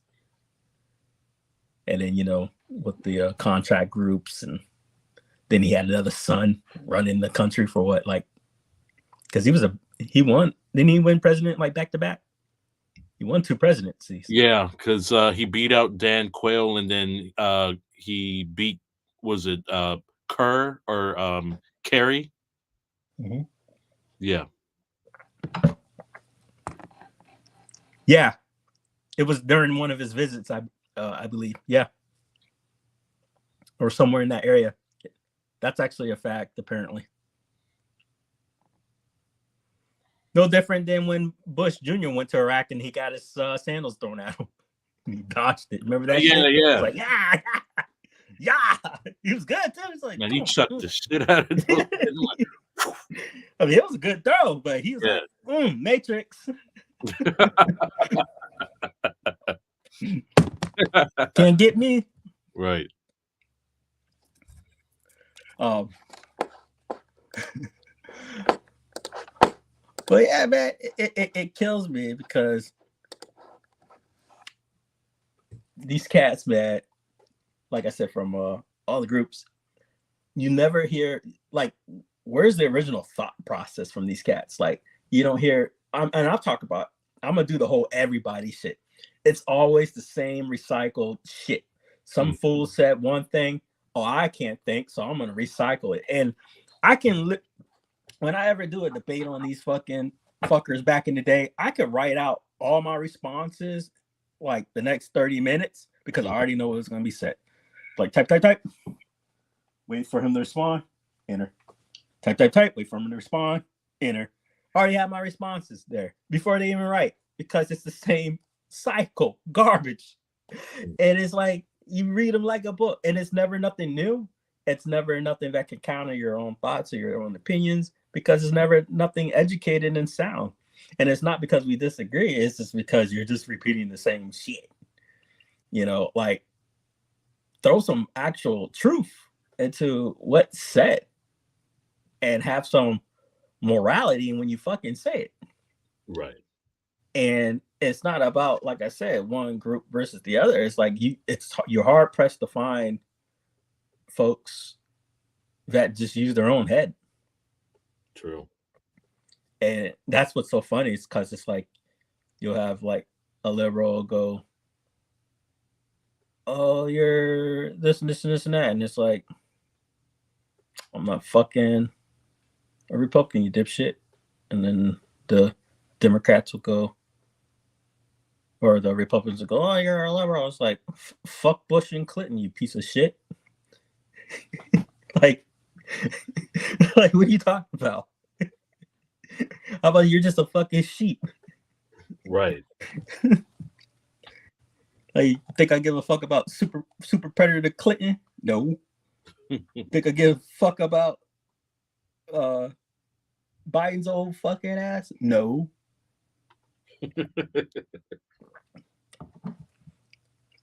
Yeah, Kevin's right. He said late night talk shows really had too much fun with George Bush Jr. Like he was awesome when that fat. He was the satire king because he was just like even though he's responsible for both. Like let's be real here. He's responsible for a lot of lives, a lot of lives. But it's a sad day when he looks tame. Yes, I'm Ain't that crazy? Yeah, that's true. Yep. Now, factual wise, Trump does not have the lives on his hands nowhere near as this motherfucker. Right. But as far as personality is concerned, I'll take this motherfucker back any day. Like, It was like Boondocks. You know, Boondocks was solely made because of this guy. That's crazy. And when the dude said he stopped making Boondocks at the time, he said because Bush is no longer president. He's like, my story's like I got nothing else to satire. Mhm. He's like my all my political, because it was all political. So he's like all my comic book stuff, all that was to mock him. Right. It was purely to mock this guy. And he said once he was done, he lost aspiration, which segues into the other fuckwads. When John D left, why do we have the same motherfuckers talking about the same shit? It's like he's gone. Yeah. He's gone. Wow. Oh yeah, you can't say that nowhere else. And that's why I started this whole topic in the first place about diving too much into social media rules. Mhm. Because are you trying to stop my child from speaking out, or is that what you're worried about? Or you know what I mean? Like, and then example, you don't have, this isn't about me liking or not liking the rules. I'm just talking about the rules. I think it was at damn, what was, I forgot the state, but one state ruled that what, fetuses are baby, like actual human kids now, or some shit that's like opposite of what the fuck I learned in school. Let me see. Fetus ruled humans.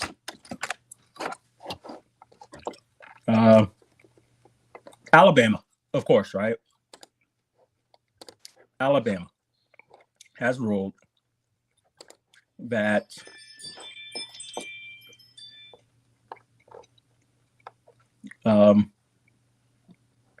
embryos, not fetuses, excuse me, embryos are children.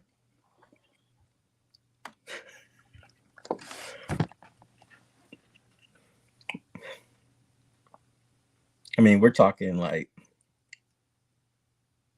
you know, when you're like a little child in science class and they tell you every fucking aspect of life and how the sperm meets the egg and it starts growing and when it actually starts becoming something. And I mean, we're talking about a fucking embryo.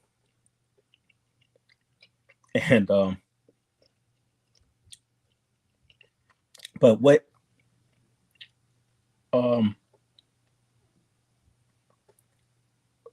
but this is where I don't have to agree or disagree. Let's play into why certain rulings can show you either the idiocy or how far ahead they didn't think, where they will be probably the very people who were pro for this would be against the stuff I'm about to talk to you about and show you that they're not truly conservative about what they're talking about. Okay, embryos are kids. So are you going to give them, are you going to give the parents their tax breaks? Are you going to, wow. Are you going to give them medical coverages? Right. If we have an embryo inside every woman here, she gets to ride in the HOV lane. Right. You kill my wife with an embryo in it. Are we looking at two homicides? Right. Like, there's so many things, you know, Social Security. I mean, we're looking at a lot of rules here. Medical coverages, insurances, life insurances. Why can't my life insurance cover my embryo? Wow. Yeah, that's a good point. And then what if like you have a miscarriage? Is that when, right? Like you? Is this on the hospital now for not, you know, like so? Wow. These are the things that they don't give a fuck about because they're just trying to make a political point and they had no end game. That's my opinion.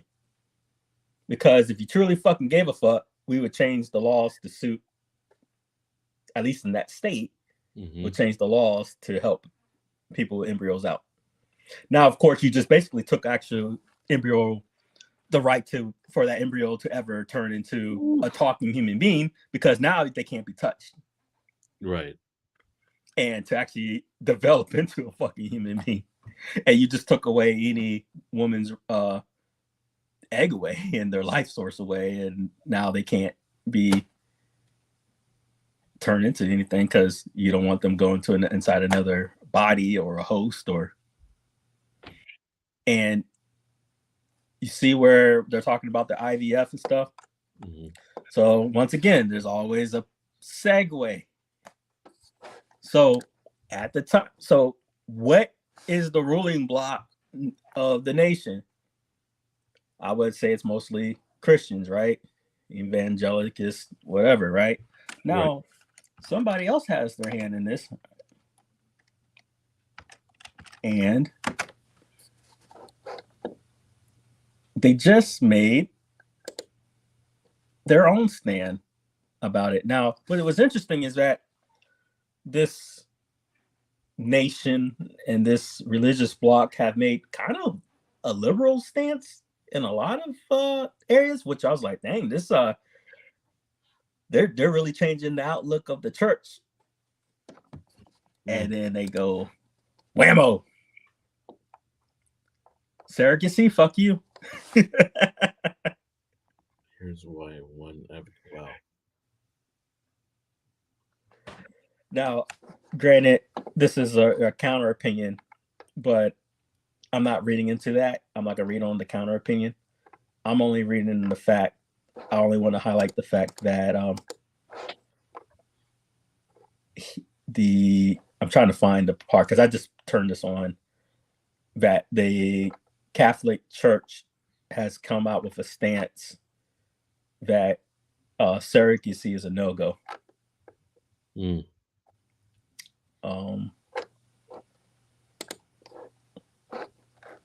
That article was probably a bad example. Let me see here. Oh, all I'm thinking, dude, right now is miscarriage, like taking out life insurance policy on an embryo, and then you have a miscarriage. Oh man, family is paid, bro. Like, right. Well, so since no one's ever gonna know the name of this kid, I just made NCO. Okay. And which was a great feeling because now I can protect the troops, right? Because I'm tired of airmen always getting hit. And I was on my second deployment out, and they made me fucking leader for God knows why. Like all the other NCOs dropped out. Okay. So now I'm physically the only capable NCO that's deployed out. So I have a 12-man crew, all airmen. It's like my second year at the base, second deployment out, and I've been thrown to the wolves because I'm like an E5, and team leaders are typically E6, E7s. I'm like, Jesus Christ, this is a jump, right? And we're going to a combat zone.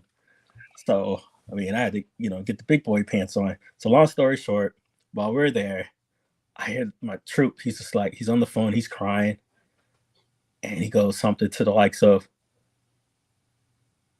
"Did you purposely XYZ to your own self?" Basically implying that his wife do something to kill their child or some shit like that. Either way, it was like I guess the baby was in her, nothing term. It was like embryo status or whatever. Like it didn't develop nothing. Ooh. And because they didn't get that far. And then to come find out, it was some Jerry Springer shit. His wife had an affair with his brother-in-law, so his sister's husband. His sister's husband. So his wife had an affair with his sister's husband, and his sister is a lawyer. So yeah, so I got him to go home for like 3 days during training, and then he had to come right back. Damn. And he's like, what about like burial and da da da da da? And this was back in the day, right? Like 07 and shit. And first sergeant was like, bury what? Wow. He's like, I'm gonna be honest with you, he's like, bury what? Like, he got into the deep science of it. He's like, you know, shoebox, like, Oh my. you know, like, Right. like there's Damn. no body to bury. Right. And the government doesn't see it that way. That's why he was only permitted, like, we were able to give him a reprieve. But the United States government don't see it that way. Right. It ain't no life that got lost. That's how not far into it she was. You know? But my point is now, okay, you got a state law of Alabama. And say this ever, you know, now we're in the National Guard, which is what? Run by the what? State. Yep. And now I have a similar situation going on where I'm gonna exaggerate, say they got to deploy down to Texas under state orders because of, you know, the borders or some shit. And we have a similar situation where you're gonna give her you're gonna give him leave. State says that was a human.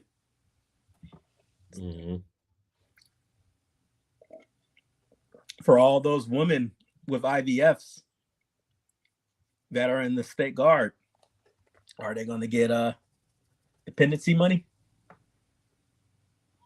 You're going to get housing?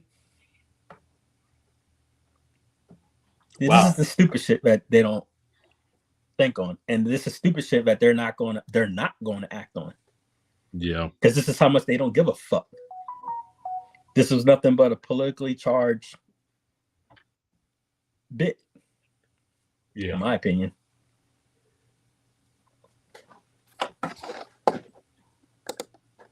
Let's see here. How far are we into it? I guess 10 more minutes.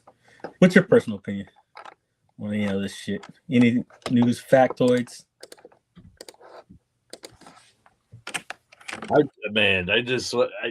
I just know when you get the state or the government involved, it's never going to be to your liking. 100%. It affects everything. And then, I mean, history's proven in far as like household and the marriage. Like, I know of a lot of people heard that that most families couldn't keep the husband in the house if you wanted government assistance. It was only reliance for the child and the mother, and if you had a father in the home, the government was going to help you. So, like, it's just no. Mm-hmm. Yeah, the and that's another thing. I mean, by keeping something, see, they're okay with this now. So then now what happens when you get abusers of the IVFs or something? And then now they become anchor babies or, you know, like,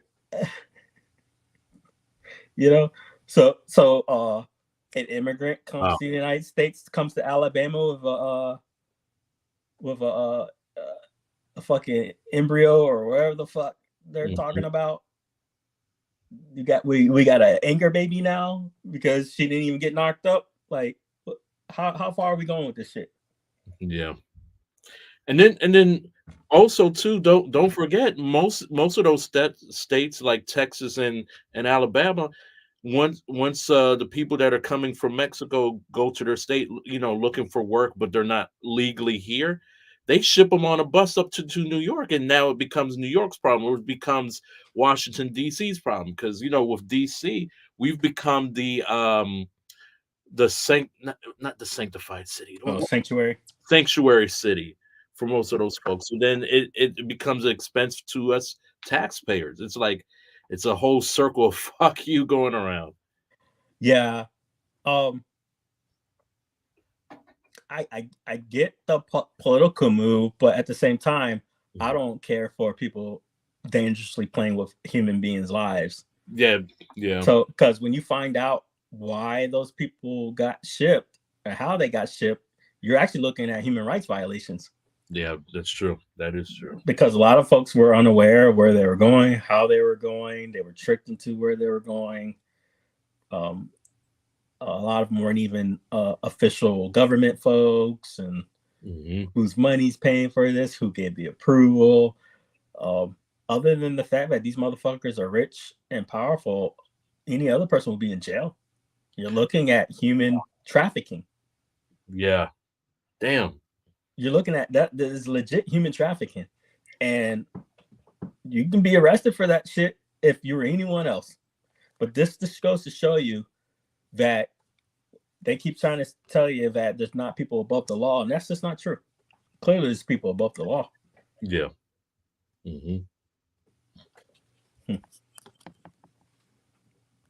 Measles? Oh shit!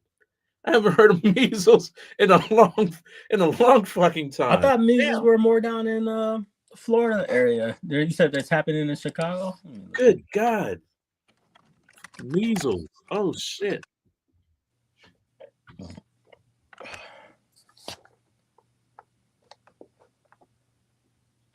Yeah, tuberculosis breaks out of Chicago migrant sheltering following measles cases. Damn, measles and tuberculosis. But you know what's interesting? You know what the first hit was? What's it? I googled it. You have chicago.gov. Get the facts, measles with a check mark.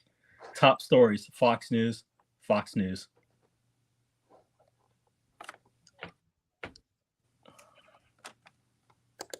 Let's see here. It's all Fox News.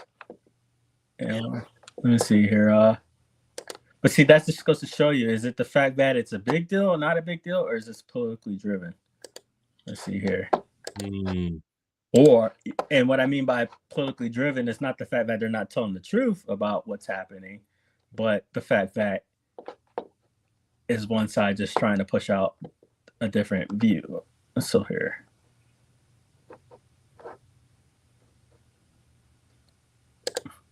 Why are they bringing up black people? Chicago alderman. Who the fuck's alderman and why is it lowercase? Says tuberculosis, measles crisis in migrant shelters may push away Black and Latino voters. Oh yeah, it's already have, man. Like I seen it the other day where they're like, "Hey man, we are no longer voting for you guys because we've been here, we've suffered, we're going through all this violence," and like it's like, you know, it's almost like they're treating it as a first come first serve type basis deal. Well, yeah, and that's where I was talking about the conservative bloc. You don't get a bigger conservative bloc than Black voters.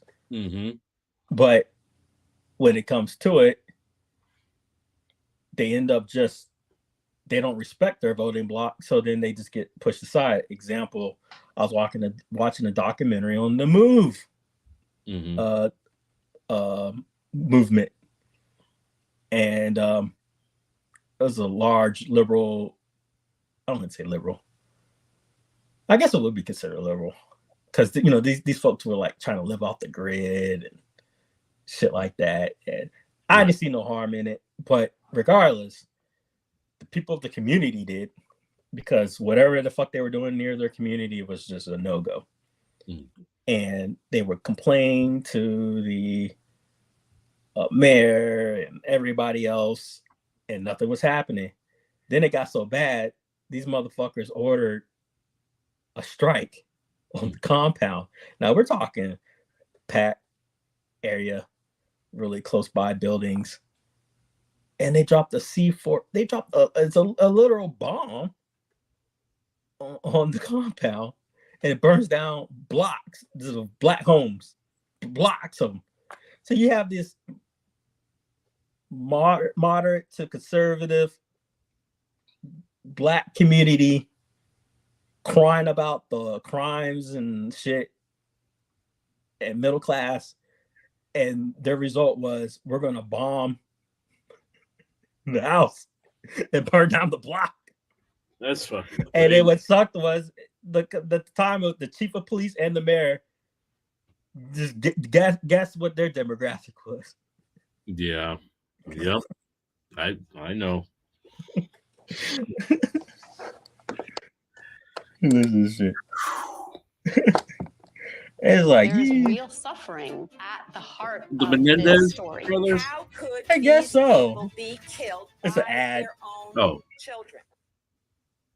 So, Chicago health officials confirming a quote small number of tuberculosis cases in migrant shelters across the city.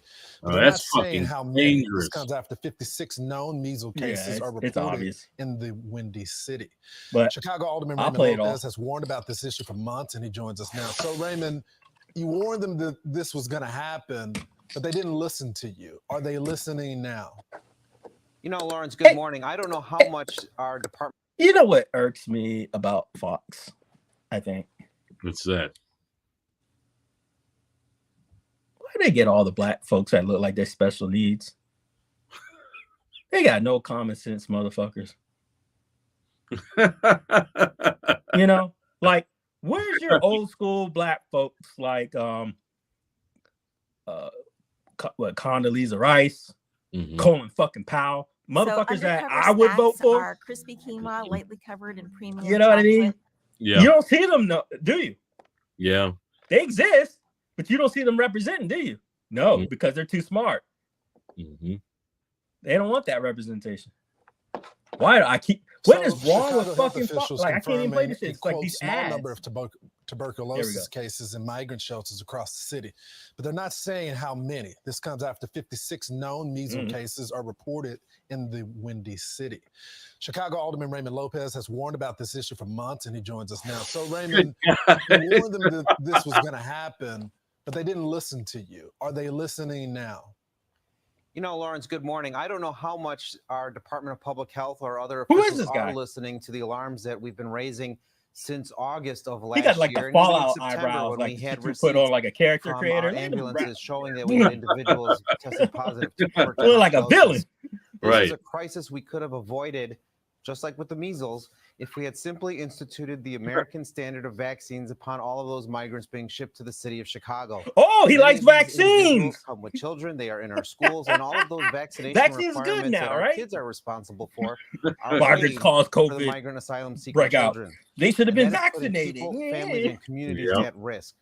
You know, Raymond, I've Fuck been outta so here. perplexed because, you know, I've been out there reporting, talking with the folks. They're upset. I know your district, and the people there are minorities. They're also, you got So they're immigrants quoting there as small well. numbers. But it seems So it's like not a the breakout. mayor has tried to paint Or a those that large are one. critical of this sanctuary city policy and not having a response to the people there as anti-immigrant. Without question, we have seen where efforts by this administration to put migrants on a toxic dump site were labeled as racist when people like myself and community. Well, yeah, it would be racist because how did they get there in the first place? Wouldn't they have been in Texas? Shouldn't it be Texas Migrant Center?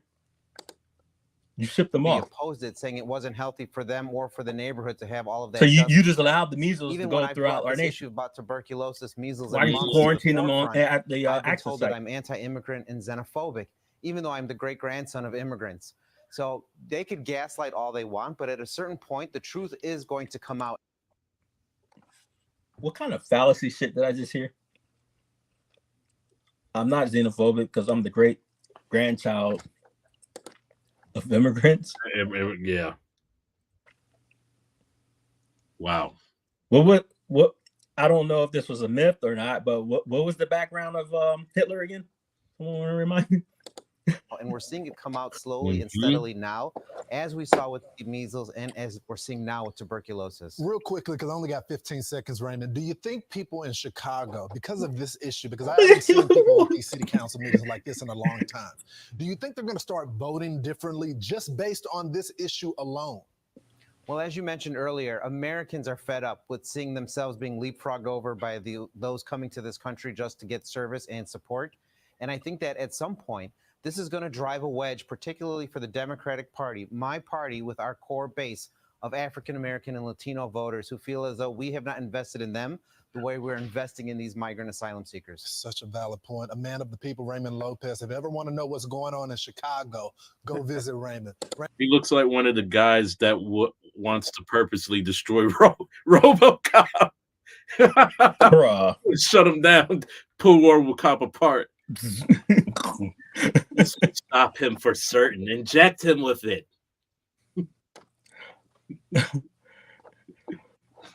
But why is it like when I read stuff like this, the biggest opinion on this happens to be from guys like him? Yeah. Why is it never from people who look like him or him? It's from people who look like him. Right. Like, please educate me more. I would love to know more. You know, I'm going to be educated so much, I'm going to click on it. Now, Biden's White House to finalize menthol cigarette regulations brought opposition. First off, I actually agree with this, and it's got nothing to do with the fact that I'm looking at it from an objective position, which was it's racist if you God. Anyways, it's racist, guys. Me talking like this makes it less racist. That dismisses everything because I'm being cynical. And when I'm cynical, that means it could be dismissed. It's not real. When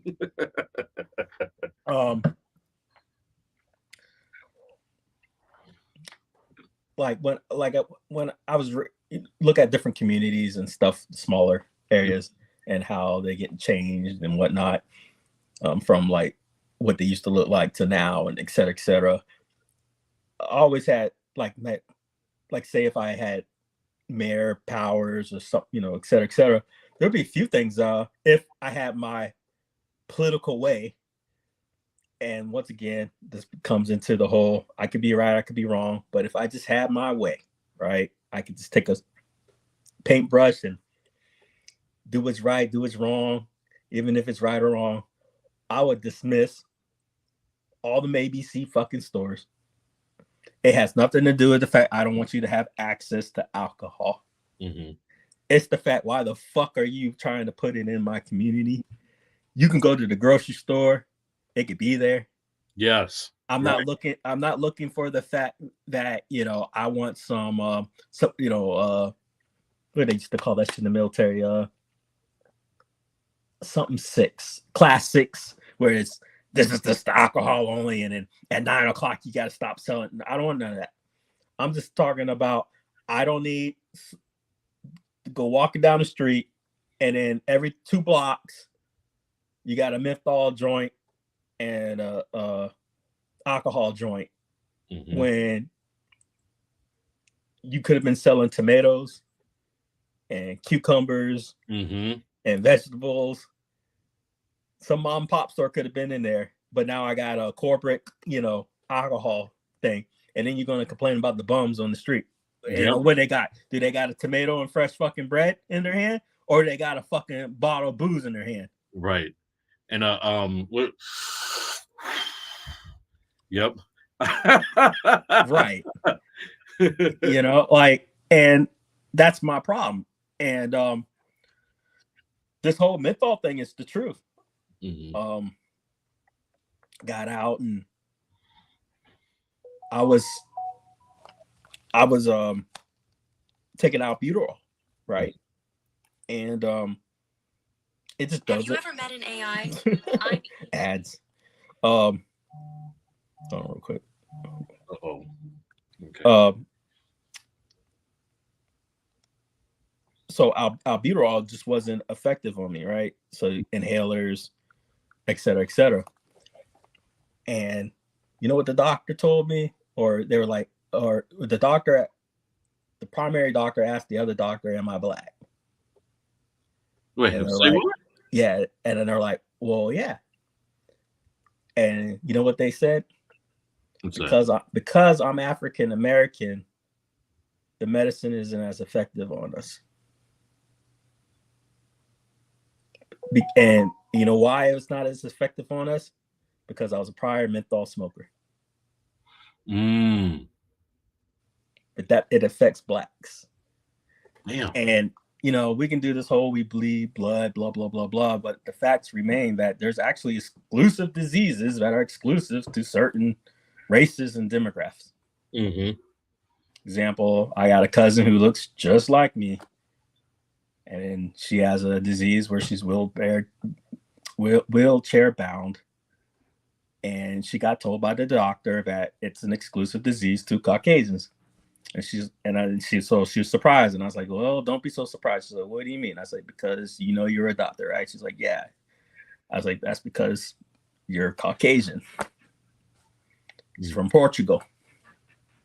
She's Caucasian, and that disease is exclusive to Caucasians." Same thing with I had a condition in the eye, and they thought it was something else.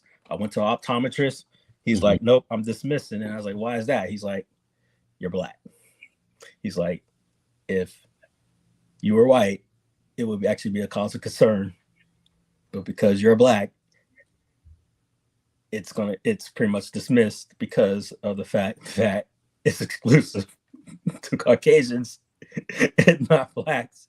Yeah. He's like, if you have this disease, you would be a case study. Right. You would be one of the 0.001%. Like it's exclusive. So going full circle back with the menthol thing, look, what is the most popular trend? Just name the most popular cigarette as a black man. If you were sporting as a black man, represent the black race. Tell me the most popular brand of cigarette. Tell me. Newports. What is Newports? What's in Newports? Menthol or non-menthol? Menthol. 100%. Do you think that's not by design? Do you think lung cancer is an issue to the black community or not? It's by design, my man. It is by design. Yes. Here we go. If you do, racist if you don't. They were going to ban menthols, but now they won't. So what's the minty fresh scent in the air? Could be old Joe's embalming fluid or a freshly lit Newport. The Biden administration proposed ban on menthol cigs has once again been delayed until next year. Oh, hold up. It's nice to see Joe putting off something besides. Are you saying something? No. I was just mimicking. Got you. My bad. I'm missing everything. So why the delay? Turns out race is once again at play. You see, menthols are a popular product in the black community, which is why many view a proposed ban as unfairly targeting black customers. Therefore, a ban is racist. Yet many health organizations claim by not banning menthols, more black smokers will suffer health consequences and potentially die. So that's racist too. It's very confusing. Keeping more black people from getting lung cancer is racist, but allowing a cancer-causing agent to kill more blacks is also racist. So what's it going to be, virtue signaling liberals? You made this bed, now fall asleep while smoking in it. So it's no wonder the White House is kicking the can down the road, refusing to choose a side for fear of being labeled racist by fellow libs. It's quite the dilemma. What do liberals love more, identity politics or interfering in people's lives? Doing it? It's like women's sports. If they say boys should play in boys' sports, that's transphobia. But if they say boys beat the crap out of girls in women's sports, that's obviously misogynistic. There's a reason this shit's not sold in any other nation. And you know, in those other nations, you know what they have in those cigarette packs? What's that? The ingredients broken down. All the way broken down. What the fuck is wrong with this news media? If you pause it, it makes you go to the next thing. Yeah. It's just like GameSpot. I hate that. This is garbage. And it's like all now bouncing and shit because it's like, you got to go somewhere else. If there's an ad, I'm going to scream.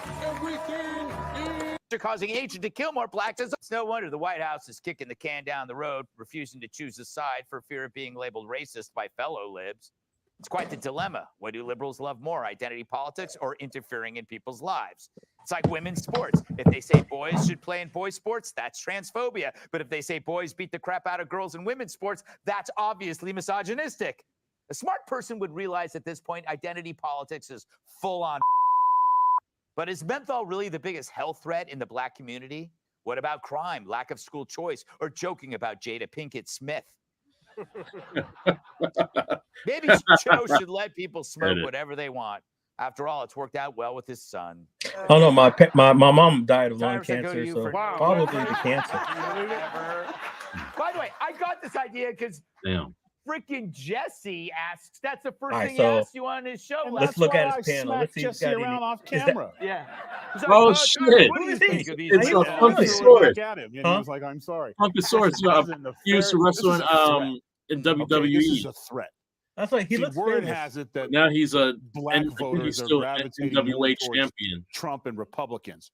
So there is. Listen, we were going to. What's his background? Is he black?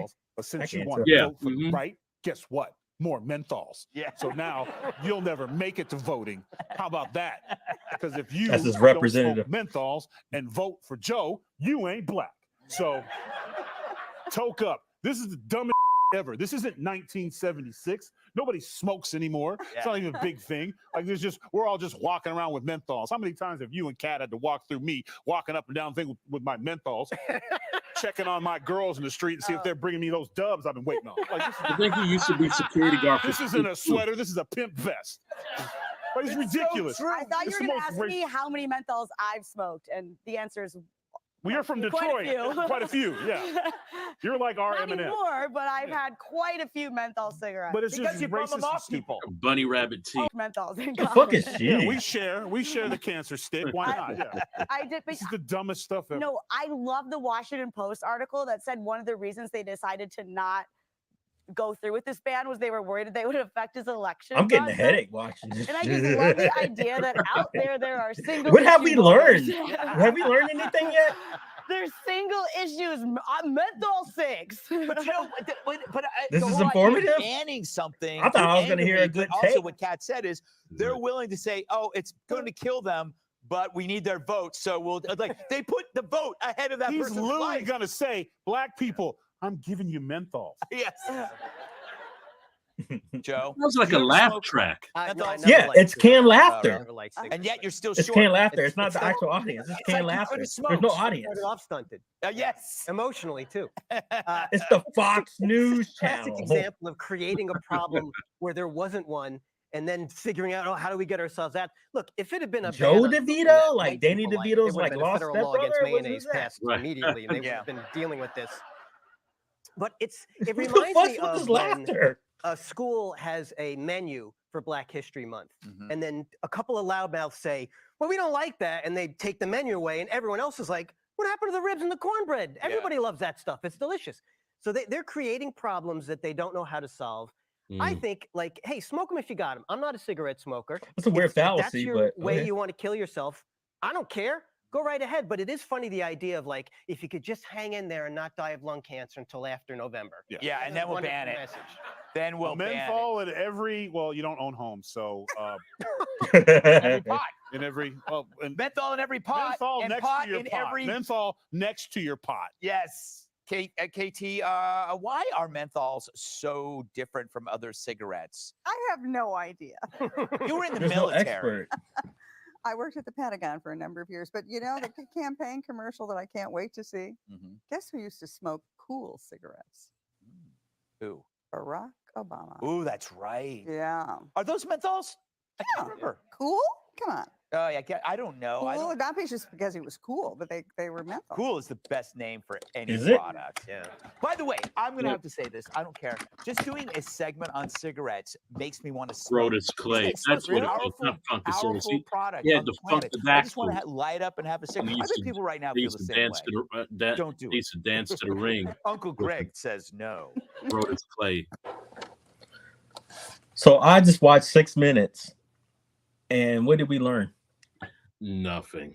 I heard a lot of jokes, but guy even asked the former security Pentagon something like her opinion about the menthol, and she's like, I have no idea. Like, why are you y'all here? So there's like no health expert in the room. You had some wannabe old wrestler going, "It's not 1976 anymore. Fuck Biden." It's racist or not racist. Fuck them cats. Mm-hmm.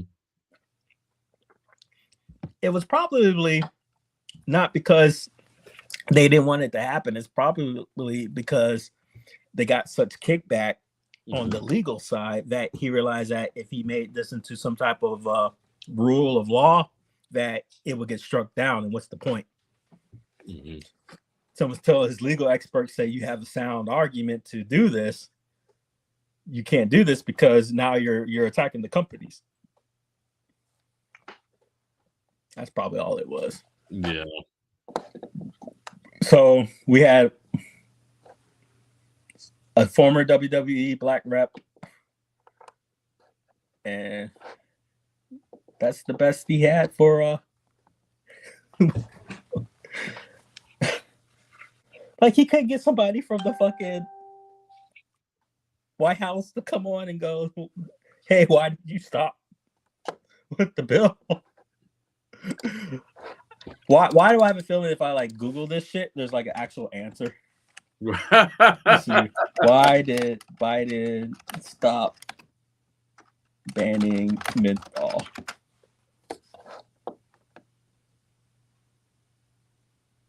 There he goes. There's a lawsuit.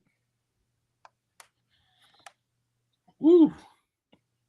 And there's actually a lawsuit forcing him to ban it.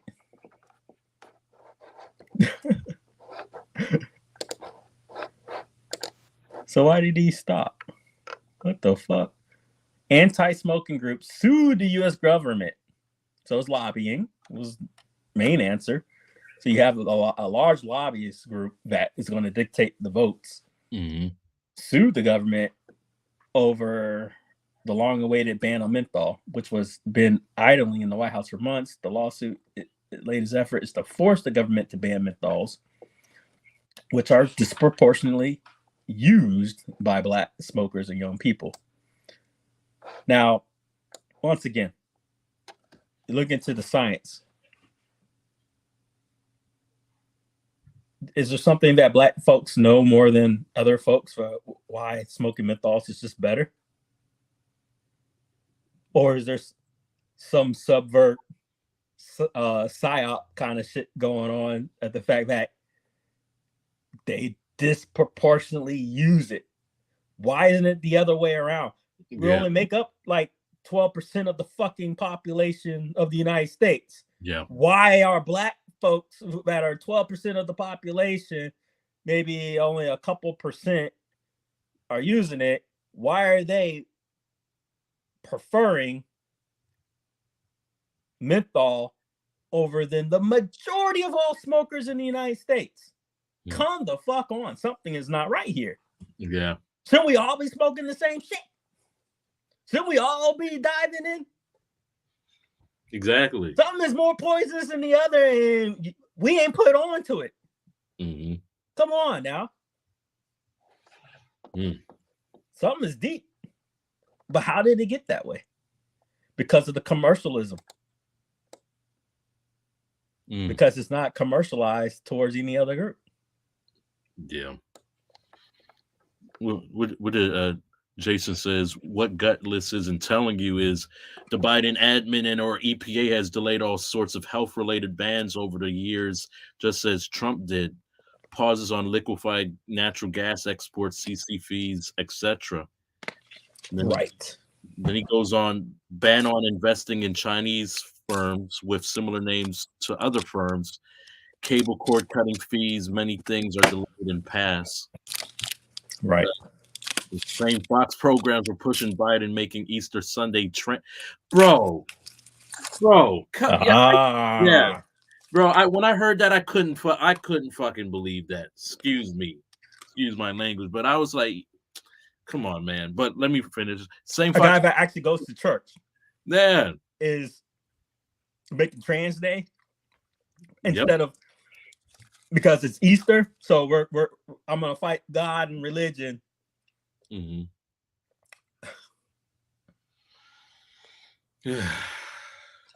It's such a fucking far reach. Yeah. Meanwhile, March 31st was that way for many, many years and just happened to be on Easter Sunday this year. Idiots. Right. According to Fox, Jesus is trans now. Laugh out loud, he says. I had somebody write something about like, because Easter's Christian holiday, da da da. I'm like, all hell the fucking Easter bunny. Like, it's all pagan commercial shit. Yes. Mm-hmm. You know damn well you're not actually celebrating. You ain't going to fucking church and doing 12 days of coming to Christ shit. No, you're out there in the church grass lawn with real eggs celebrating the Easter fucking bunny. Knowing damn well if you were truly conservative, that's some heresy shit and you're going against the fucking rules. Mm. You know.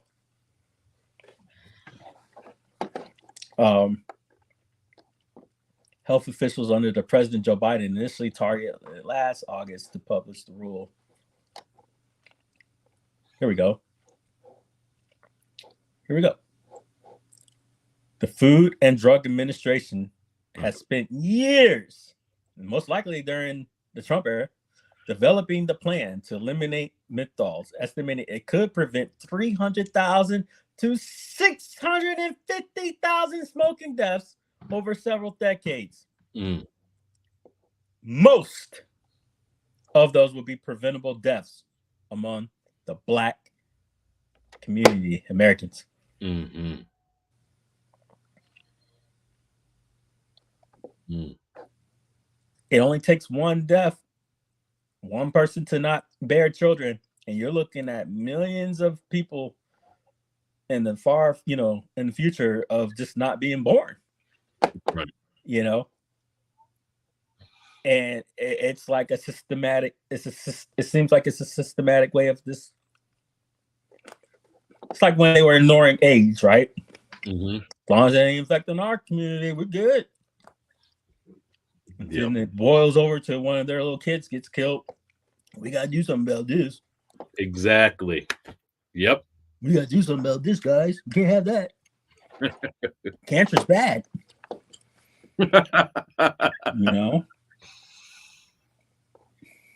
Shit, man. Hey, I gotta run upstairs. The wife's calling me for dinner.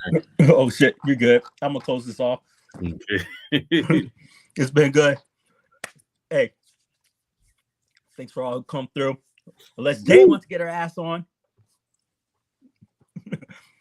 Say what you gotta say. I'll let you go, man. Hey guys, I don't know if you heard from Bill. He posted it in the iArcade community and probably other places, but there's going to be a delay on the Bash Box from the date that was initially promised in April. It may be pushed back into later or earlier May. That's not going to stop you guys from being able to do pre-orders if you want it. Also, whatever games that you guys want specifically coming to the Bash Box, talk to us. We'll talk to the developers and stuff like that, and get yourself hyped on the Bash Box. This is a game. This is going to be a console system unit that you can use with the Unico arcade unit, the Nova Blast. And there's a few people reporting about the Nova Blast now in the gaming community, but just realize that there's other components other than the arcade boards that you could stick into it. You could add other platforms, and the BGS Bash Box powered by Unico is one of them. Bash Box powered by Unico, folks. Mm-hmm. Wink, wink. Thank you for coming through, brother. Oh, of course. I'll see you guys later. Peace. All right. But yeah, that was a fun session. Yeah, always circle back. Hopefully I get other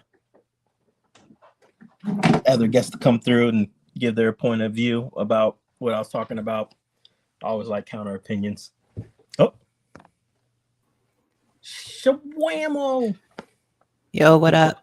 What's up? I'm like still doing homework, but I was like, dude, what's going on in here? Which I was talking about. I'm glad to have you on. I was talking about the social media bit of course, I have my own opinion. Everyone's already heard that, but I also wanted to share other opinions. You know.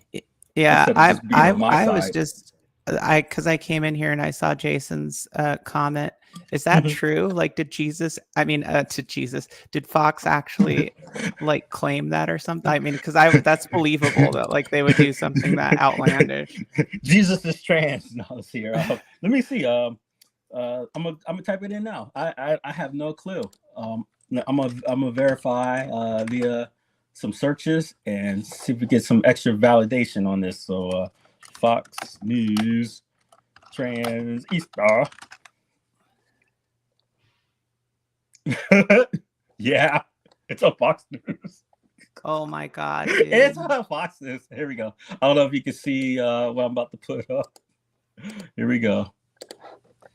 They can't even get this fool's name right, and now he's trans.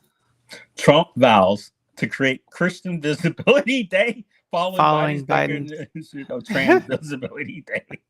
Transgender Day visibility happened to land on Easter Sunday this year. Oh my God! Somebody with some factual wording on Fox. Good job. I like that. Let's see. Here's a clip. Let's see if we can hear it. Of course, there's an ad. 30 seconds ad. Let me turn it down. But how was your day? Your schoolwork going? Annoying. You can skip the ad. Yay! Here we go. Win the Wisconsin Republican primary in a landslide. That'll be in a few hours. And November 5th, we are going to win this state. We're going to win the White House, and we are going to save our country. We're going to save our country. This orange makeup pisses me off. And what the hell was Biden thinking when he declared Easter Sunday to be Trans Visibility Day? Such total disrespect to Christians. And November 5th is going to be called something else. You know, it's going to be called Christian Visibility Day when Christians turn out. Yeah, you get them. Let's call it Christian Visibility Day. Because we're not smart, we gotta. It's like, Jesus Christ. I'm rubber, you're glue. Hopefully she lines back. Her desktop reset it on her. I was being sarcastic on the Jesus is trans now thing. I know. But multiple news networks called out Fox for linking Trans Day to a liberal replacement for Easter. Yeah, absolutely. Like, why is there an uproar? Like, it's not your day. It's not like everybody can have a day. It just happened to fall on, like the news article said, it happened to fall under that day. I don't think there was any modus operandi to sit there. I mean, they literally have it that, welcome back, that the more overt Christian following president is somehow, no matter if you like him or hate him, somehow forego all his Christian beliefs and decided that as the president of the United States, wanted to replace a Christian, well-known Christian holiday or based holiday or pagan holiday, whatever the fuck you want to call it, that Christians link themselves to, a huge voting fucking block. Bro, with here's transgenderism. Like, it makes no sense. Like, no matter how much you hate or like a person, like, even if it was like the opposite for Trump, like if the liberals were doing this to Trump, I would go, you're stupid. Here's the problem with both sides. You have political and religious dogma on both sides. Religion is based, Christianity specifically is based on, like, entirely on genocide. Yes. Like, they have built a religious empire on genocide. They've murdered, pillaged, raped, and made people accept their religion over hundreds and hundreds of years. And there's evidence that they've tailored the Bible, and we know that they've left certain things out of the Bible, like at least the Christian Bible. Completely. And it's so, you know, I, again, like, these are just facts. I have no problem with like Christians, like people's personal choices. That's fine. That's theirs. Okay. Facts. But what I'm saying is, if you look historically at how Christianity was built, like, it's kind of just as bad as Satanism, you know, if you're going to call it good or bad. Yeah. So it's very dogmatic. And then the political aspect of it, you know, but the thing is, Easter has nothing to do with Jesus. It's bullshit. I mean, and what is it? Is it the Easter bunny? Is it Jesus? Why are people indoctrinated into telling their kids that it's the Easter bunny? You're going to get Easter eggs, and then, and we're going to church to celebrate Jesus rising from the dead. Like, how many Christians trick their kids into the Tooth Fairy? If we're going by true Christian dogma, you have no business teaching your kids some fake fucking magical fairy exists in this world. All right. But the thing is, who gives a fuck, right? And it's innocent, no different. So it's like everyone's picky and choosy when they want to be all hardcore on their values. Yeah, to me, it's ridiculous. I mean, both sides are just being manipulative. And I don't like how much of it actually gets absorbed into the public. Like, how many people are actually like, oh yeah, that's true. Oh yeah, that's a good idea.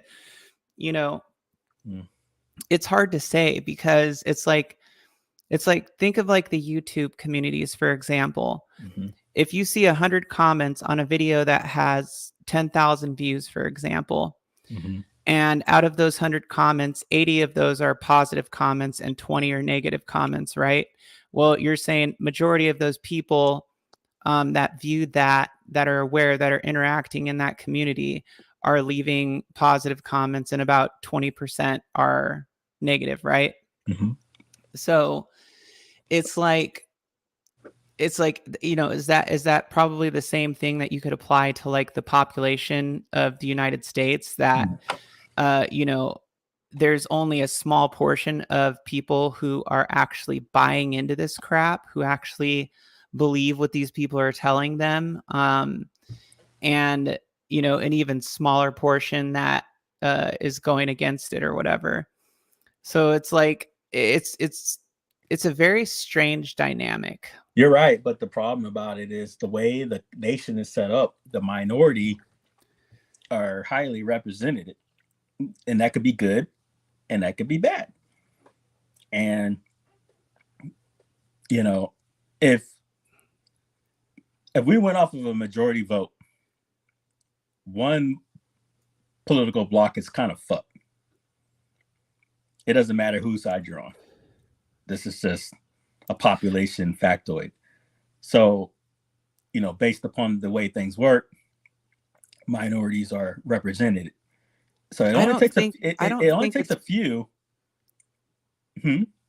Well, I was just going to say, I don't think it's really like politics or any of that that's running it, though. Like, I feel more like it's the entertainment industry. I feel like the entertainment industry has everything to do with the way that what's the acronym of news? I don't know, but entertainment somewhere in there. Yeah. And you know, I just asked you that damn question, and I forgot, so I'll Google it. All right, here we go. No, why did motherfuckers put okay, notable events, weather, and sports. But there's like, or no, there's like news entertainment network. You know, right. But what I'm getting at is the events portion is the entertainment portion, and you're right. When we look at all your news channels, who is the you know, it's entertainment. Fox News, but it's like when people take clips of like Democrats will take clips of Trump saying something like the bloodbath thing. Perfect example. Jimmy Kimmel or something, right? And they're like, oh yeah, well, so he's threatening that we're gonna have a bloodbath if he doesn't right. get elected. And it's Misquoting. like, yeah, it's like, no, he was saying that it's gonna be a bloodbath if Biden stays in office, because then there's gonna be no police and it's gonna be lawless. And it's like, I'm not a Trump like supporter. I don't support either side. But you know, the thing is, like, this is what the media does. It's what the political parties do. It's what the backers of these political parties do. And then like I see people like retweeting this, or they're being irate about it. And I'm like, are they just doing this to get a reaction out of people, or are they really that stupid? That's stupid. They're that stupid. Because it's really people are only sharing these charged things, and they're not doing their own viewpoint. Like, you know, example, like you just said, there was one with Trump, and he said something to the like of like get over it or some shit like that, right? So of course people are going to be upset by hearing that, right? Like, hey, there was a mass shooting, and fucking Trump, which we all know who, you know, speaks his mind or some shit, told the families to get over it. Sounds bad, right? I'll be pissed too, right? I'm like, okay, well, you know, I told my wife, I said, yeah, but you know how this shit is. It's not the fact that I don't believe it, because sadly it's believable, but you know, we got to look into this. You got to see the before and the after. So let's look into this. So I Googled it up. I got the context. Ain't nothing what he was fucking saying. You know? Yeah. And because he's not a public speaker. You know, he sucks at public speaking. And I'm not making an excuse about he was not misunderstood. Clearly, what he was saying was just more, it could have been handled more elegant. Right. But it was, but when I heard it, he was definitely talking in the tone of, we need to move forward. Yeah. But this is Trump. Trump's a businessman, though. He's like a New York business guy, like Pitbull. I heard him say move forward, but they were trying to get him quoted in a soundbite saying something else. And it wasn't in line with what was being said. So that was an L for the libs, you know. Yeah, Jason, I meant like when he was referring to that, I meant like you have like news entertainment networks and stuff like that. No, I said what's the acronym for news, but you're right, it's not an acronym, but I use it. But yeah, so with the Trans Visibility Day thing though, like they knew what they were doing. Like they knew it was falling on Easter Sunday. Like, and I mean, it is what it is. Like I'm not gonna make a big deal out of it, but I mean, I think it's unnecessary, and I think it's just more of you're taking something that is another politically charged subject, and then you're trying to put it over religious dogma. Like, like what are you thinking? Yeah. I don't like that mix. It's a dangerous mix, doing this dogma crap. What they need to do is allow people just to be individuals and like get past this point of drawing lines, like racial lines, you know, lines of people's sexual orientation and all this other stuff. And it needs to be something that's in like the history books, and they need to start getting past this. Like society as a whole needs to get past the like the politically charged dogma that goes with all that stuff, you know. I think it's like very important for people to be able to represent their heritage and be proud of their heritage. And I think absolutely be proud, no matter where you come from. You should be proud. And I think, don't get me wrong, like I'm not expecting you to go, my daddy was a Nazi, but that doesn't necessarily mean you should you shouldn't be proud of the fact that you still had a family line, but you should understand maybe not all family members are on the right side of history. Right, but that's all. But that's but that's nobody's the thing. asking you to be The key word there is history. So it's Right. like, what have we learned? And it's like, Right. it seems more like people really haven't learned a whole lot from history. Like it's just repeating itself in different ways. And you know, there is a lot of elements of truth to the stereotypes that you see with a lot of these different things that are politically charged. There is some truth to each element of the situations that, you know, get presented. But at the same time, it's like you're taking all of these little examples and they get blown up in the news and media. And you're taking like the 2% across the entire population of the United States, and they only seem so huge, and it only seems like as much of a problem because it's getting blown up in the news media and on social media. Right. Jason says the male Christians in a room at Fox News saw the two dates match and got a bonus check for the correlation.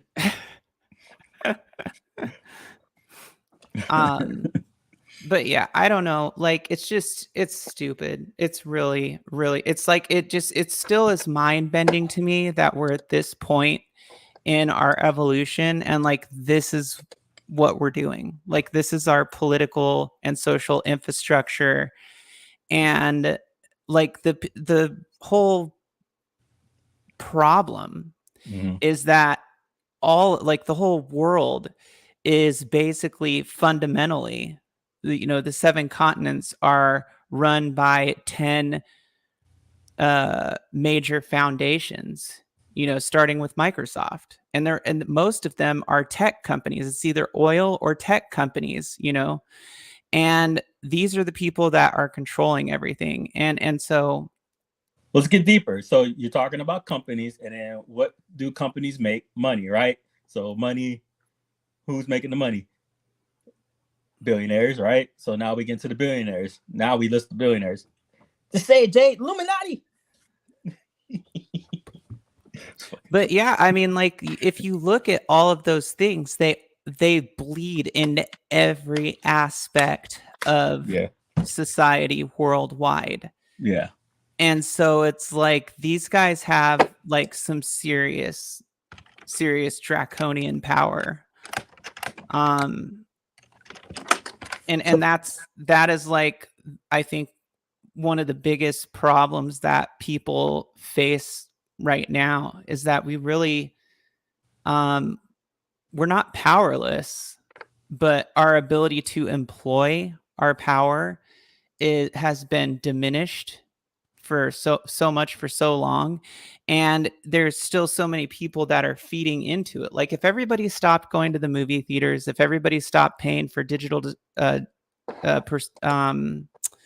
what's it called, subscriptions, and you know, if everybody essentially stopped supporting all these companies and said, we're not doing this until things change, that would be like one way, for example, that we could get through and start, you know, making maybe like a dent in these companies. And then you have like the other side, which is like the conspiracy side, which is like, well, you know, they're gonna kill off half the people in the world, and I don't think that's right, because they need us. Like, we're cattle basically to them. Like, they need us for their system to run, for them to make money, and for them to have. Well, it's like the pharmaceutical stuff. One of the top folks, we're talking like millionaire, billionaire folks, someone was saying something to the likes of, there probably could be a cure for cancer, but then where's the money in that? Right.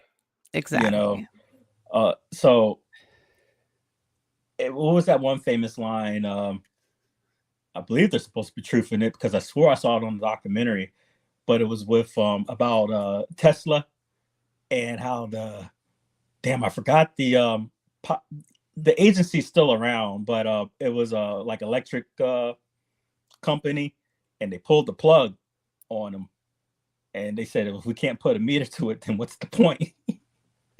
You know, so yeah, there's always, I was talking to Prince earlier and I was saying there's always a motive. And either it could be to, you know, their own political group of discrimination or whatever. But in the end, when we're talking about these political motivations and stuff, it's money. Right. You know, it's classism. Now, as a result of classism, do you get the discrimination, the bigotry, absolutely. But in the end, it's what motivates people is money.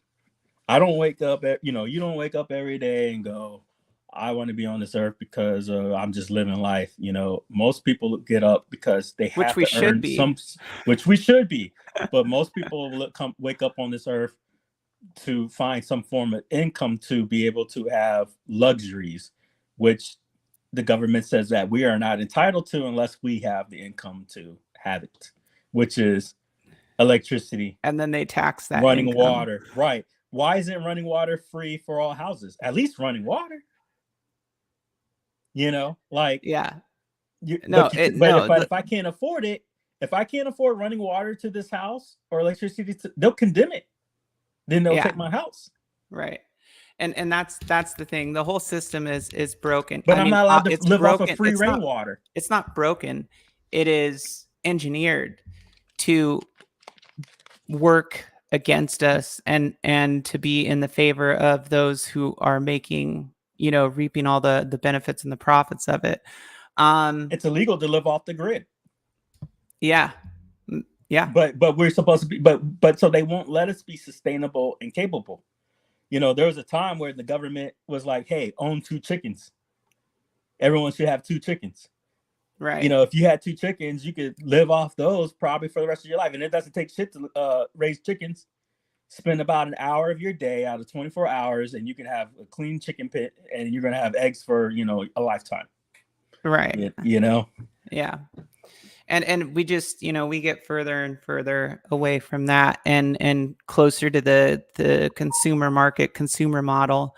But yeah, it's really, it's pretty disgusting. Like when you think about it, like where the position that majority of the normies are in. And, you know, as much as people talk about financial stability and stuff like that, like at the end of the day, it really doesn't matter if you have financial stability. I mean, it does, sure. Like, are you gonna have maybe less stress in your life? Possibly. It just depends on your personality and what you're doing. But I don't know. I just think like that the fabric of society is so tarnished that it's going to take something extremely drastic to happen, or it's going to take a very long time to recover it and get it back to a state of equality for everybody. But yeah, so I don't know. I guess we could ramble about that forever. But I did want to like hit on the social media thing real quick. Yeah. Like I'm curious, what did you guys like talk about? What did you guys get to?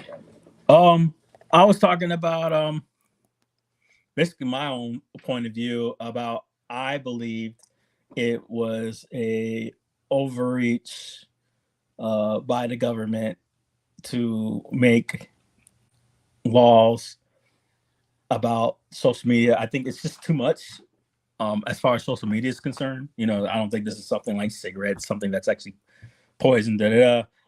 But I did agree with one, when I was reading the article, I did agree with one of the liberal senators or whatever, stating that they should basically make policies or laws based upon the fact that there should be stronger parental tools to help guide or restrict children. But as far as telling me that I had made a point of like, you know, my 16-year-old can't come on the internet, when you're talking like a year later, because DeSantis had vetoed it, so it's kind of moot. But my point is that was a policy that was being proposed. So imagine if that got through. And now you're telling me a year later, I can make a choice to let my child go die in the military at 17, but a year prior to that, you're telling me he can't even have a Facebook account. And I just think it's too much. Especially say, I have a 16-year-old right now. What business of it is yours if I get him a social media account, he makes it private, and only the family members are in contact with him because I'm parenting? I just feel that it's like one of those, it had nothing to do with the fact that, real quick, I just felt it had nothing to do with the fact that they were helping me. I felt it was more political driven. Like, hey, we found out that we don't like Twitter, we don't like Facebook because it's too liberal run or too conservative run, and this is going to affect our elections. And for me, I think it's deeper into that than helping me as a parent. Go ahead. I mean, I think that there's always kind of like that element, that there's something like that backing it. But I mean, I still, like you and I kind of talked about this before, just that the guidelines, there needs to be more guidelines. I agree. And that, them trying to implement a law like that, we didn't think it would go through, but that it would start raising flags so that they could, do like the next couple levels down, or basically, start using things like that to implement more guidelines. But one of the biggest things is moderation. Like if they have more ways for people to approve these systems for their kids and more parental controls, or kid platforms that can be supervised digitally by parents, and then they have moderation, that would make a difference. But we talked about this. If YouTube had, for example, just YouTube, but obviously this can apply to every social media platform. If every social media platform had human moderators looking at these different things and following like the moderation or the community policies, think about how much more efficient the system could potentially be because of that. And you would be giving people jobs. People could work from home, or they could go into an office setting and do things from there. I think an office setting would be more ideal, like Japanese style, bunch of cubicles or whatever, round table of people, and they're sitting there and moderating, and they're able to crosstalk and stuff like that. But I mean, the point is that there's not enough moderation on YouTube right now enforcing their community policies at all. And that's just one example, but I mean, it happens on Instagram, it happens on other platforms. And what is a social media account? Would YouTube be considered a social media account? Would TikTok? I definitely think YouTube is considered social media. I think TikTok, YouTube, Instagram, Twitter, or X, whatever it is. I mean, all these things I think are anything where you're on there sharing, pictures, information, and stuff like that. I mean, is that a social media account though? Because like, example, Facebook Messenger Kids, they made sure to say that by creating this account does not stipulate that this is a social media profile. Right. Well, it's just a tool. It's just Messenger. Right. But the thing about it is, but moderating people's private conversations is different, as opposed to what they can post and what they can get into and what they can comment on. So if certain, what would you call it? If certain, what? I mean, but for me, you're looking at constitutional violations. If I'm just stretching, because just because you're a kid doesn't mean you don't have the right to speak out. Imagine that one chick, right? That one that the conservatives love to hate. That one girl she went to like the UN and Greta or some bullshit, right? Okay, that's true, but it shouldn't mean that, like, okay, for example, it shouldn't I mean, mean like what's if you're her a kid, biggest audience is social media. That's the only way she can communicate right now is through social right? media. So she's a world. But I mean, people can diss her all they want, but she's a world leader in some aspects as a young child. Well, she's recognized nationally, right? But Greta Thunberg, internationally. Yeah, internationally. That's what I meant. Sorry. Yeah. So my point is like, okay, but she's still an adult, and she's yeah. Was she an adult when she first started? I don't think she was when she first started, but she was older. But my point is like, I'm talking about like younger children, because if you think about it, like the law that they wanted to pass was for 14 and older, 14 and under. And so if you have a kid who's 14 and under, they shouldn't just have access to anywhere on any social media platform. That's not a constitutional violation. It's a safety measure. It's the same thing as saying, okay, you have to be 21 years old to drink. It's a safety measure. Do I agree with that? No. But the point is, like, you have to be an adult. You know what I'm saying? And it's the same thing with purchasing marijuana or whatever. You have to be of legal age to do that. And I think that there is that aspect of it with kids. But where's this? Even though we agree that there's definitely a okay, but if we did the research, we agree that if we did the research, we could find the evidence. But where is the research as we speak on a true funded, aspect to show the courts, hey, there's a disease out there threatening our children, and that disease is social media, et cetera, et cetera. Otherwise, what are we policing? Okay, well, look, unsupervised PH is technically a social media account, right? What do you mean? PH? What's that? Yeah. What's that? Pornhub. Oh, Pornhub? Yeah. So I try not to say certain words on porn on YouTube, but that's technically yeah, that can they got like comments in there. Shit. Exactly. You can interact in there, and you can. So like, have you ever seen the show Euphoria? Mm-hmm.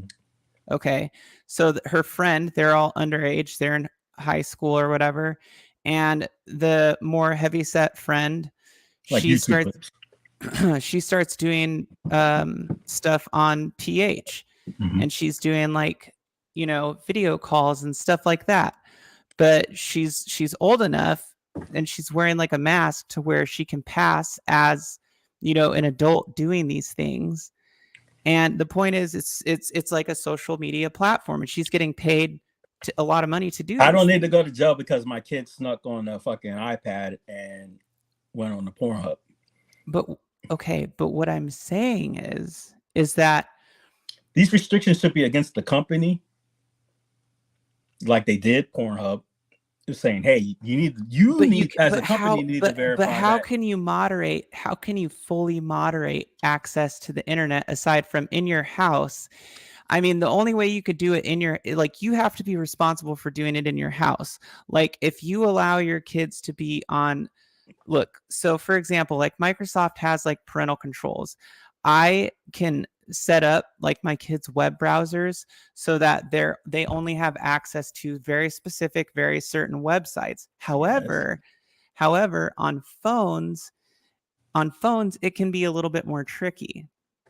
I got two counts for that.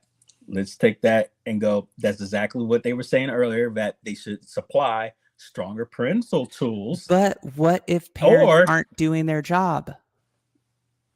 Or on top of that, let's take your point of view about the Pornhub thingy. Then they need to reverse the Pornhub ruling. My thing is, not all parents are going to do their jobs. Since they can't, and kids, since they can't, kids, how do they know they restrict and unrestrict the Pornhub rule? Kids widely have access to the internet. Like it's readily available. Like there's digital. Who's the law for? The law is supposed. It's supposed to. Laws are supposed to punish when they're not abide by, right? Well, if a law is broken, then there may be a consequence for breaking that law. Yes. That's the whole purpose to a law.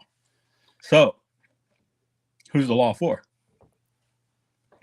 You're talking about the social media law? Yeah, like would it be? Well, hopefully to it's punish for the child, hopefully, or to punish the parent, or to punish the company, or all the above.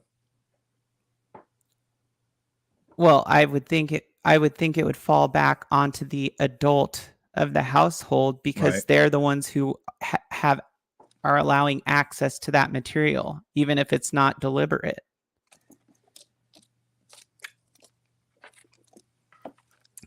Mm-hmm. I mean, I just don't think you can get into the nitty-gritty details of things, like, because there's a broader perspective. The broader perspective. I think they should. With that, I'm not saying I disagree with you, but if we go that route, I think those certain states should unbar Pornhub and put in social media laws to the parent for Pornhub.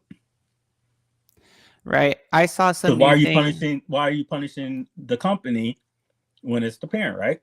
The FTC just rejected facial recognition technology that could potentially recognize like the age of people who are using it, but it's I mean, it could be discriminatory.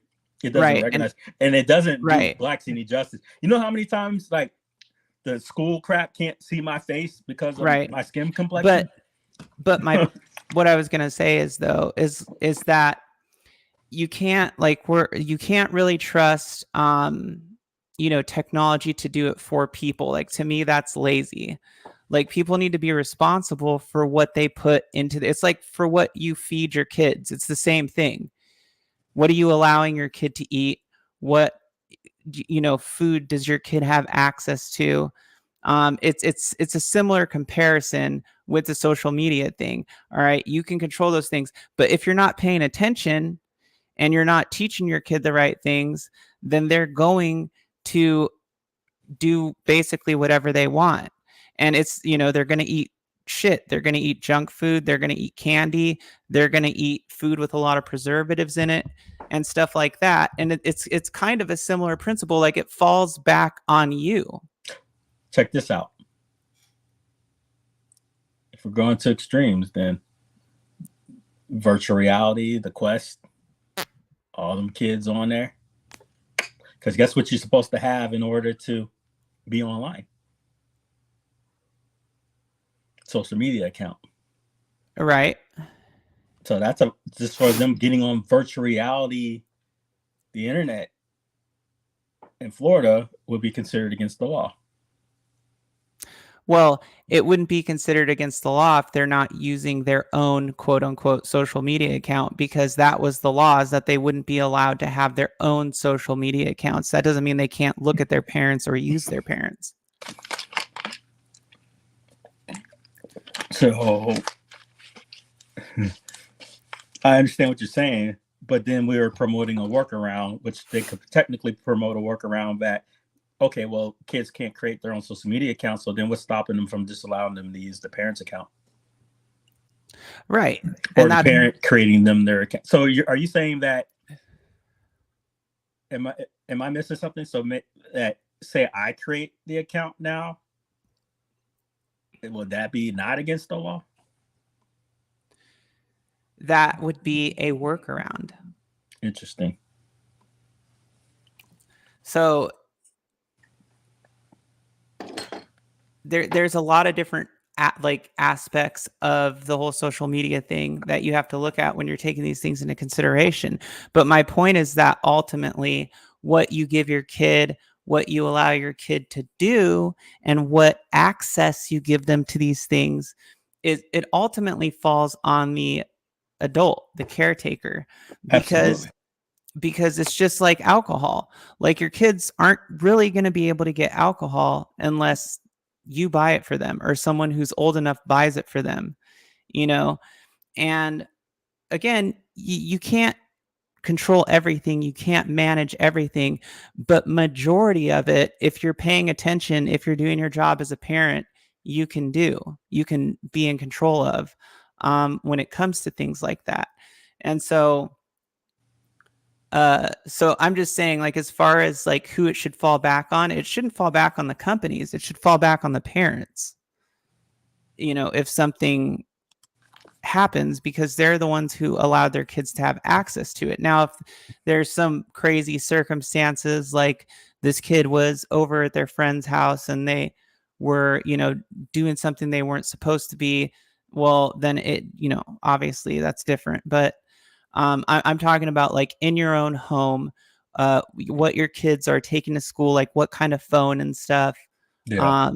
You know, like my daughter had a flip phone until she was she's turning 14. And so she just like within the last 2 weeks got an iPhone. Yeah. And she had a flip phone up until that point, and she doesn't have any social media accounts.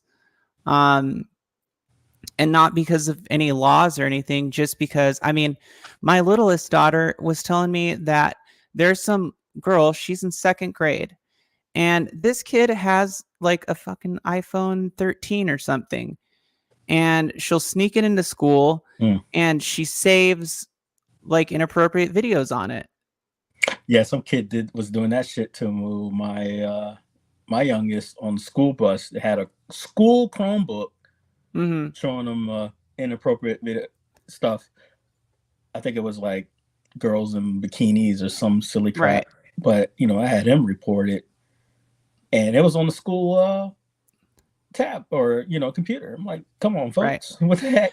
But that's my point though. Like these some parents are just oblivious, like, or they just don't care. A little bit of and that is a problem, because it's not healthy for kids to have no guidance with things like that. You know what I'm saying? Like, and that goes for social media, because kids are naive. And think about a kid having open access, having open access to any social media platform and being able to talk to whoever they want. I mean, hell, even Roblox is potentially dangerous. But the problem is we can use the same excuses that are used for every other rules and laws that don't want to, you know, people don't want to be enforced. Simply do, well, you know, what's the point of even making a law? You know, the criminals aren't going to follow the rules and blah blah. You know what I mean? So why waste energy, resources into what could be overreach into good folks? No different than if we were to. I know I'm going completely. That's extreme, why. But saying this, you know, with gun laws or something like that. That's why I think that it needs to be moderated. I think the first step needs to be more moderation, give people more jobs, and then parents better tools. Give parents better tools that go along with the additional moderation. So it's Taylor, you have a child, I can see every fucking thing that you're right. Like the Google has a great child thing. My child wants to download something, guess what they have to do? Ask parents permission. Right, exactly. Yeah. And that's the same thing with Microsoft, if you enable all the tools. But I mean, with these social media platforms, it should be the same way, but there should also be live moderation. There should be people who can step in the groups and go, hey, this conversation is getting out of line, like old school video games, right? Well, not even necessarily like that, but like pages. Like if some kid has an inappropriate page that, you know, is talking about like murdering like other kids or something. They ignore the reports, you know? Right. But that's why I'm saying they need live moderation. So these are like the things, that's where they need to start. Like not just being like, we need a law, that says no 14-year-olds, blah, blah, blah. No, like you need to start by giving these companies more laws or guidelines or whatever, and saying you have a year to provide more live moderation, to provide more tools to parents Well, check this out. I hear you. Facebook already has a rule about what, like 13-year-olds can't have an account, right? Yeah, but that's stupid. Anybody could easily work around that. Could. And yes, you're right. But look at what they did with Pornhub, right? It got to the point where Pornhub was putting such a check that they're like, you know what? Screw you guys. We're just not going to be in your state no more, right? Why can't that kind of whatever restriction they put on them, they can't put on the social media accounts and going, y'all need to effing ensure that whatever is going down, that kid, that ain't a kid. Oh, because the porn sites, like they have a disclaimer. If you're not 18 years old, you can't enter. Okay. Now the rest of it is up to the parents. Like, dude, it's very easy. If you have parental controls turned on, all those sites are immediately blocked. You're right. But my point is they made a law about it.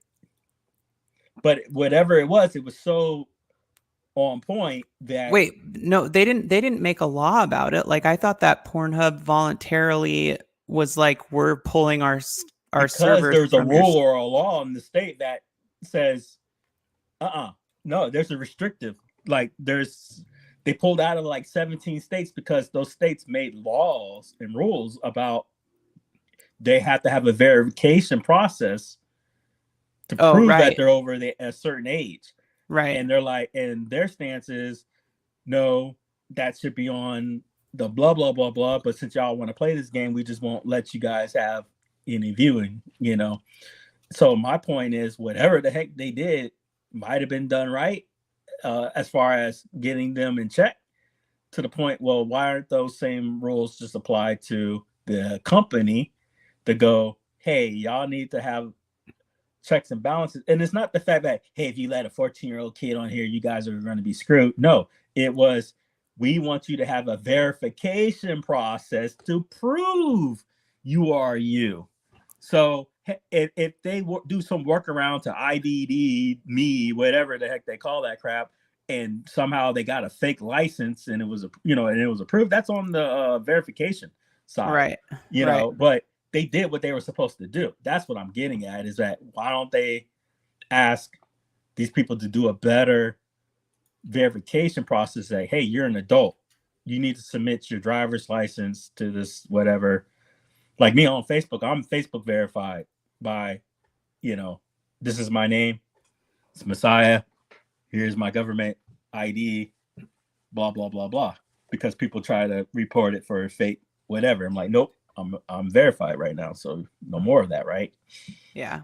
And Facebook allows that. If you dive further into Facebook, you can actually verify your real name with Facebook, so it's never questioned. And yeah, I mean, but then that's kind of like, there's a privacy aspect of that too. So I don't know, that gets dodgy. But it's a choice. You don't have an account. It is a choice, but I mean,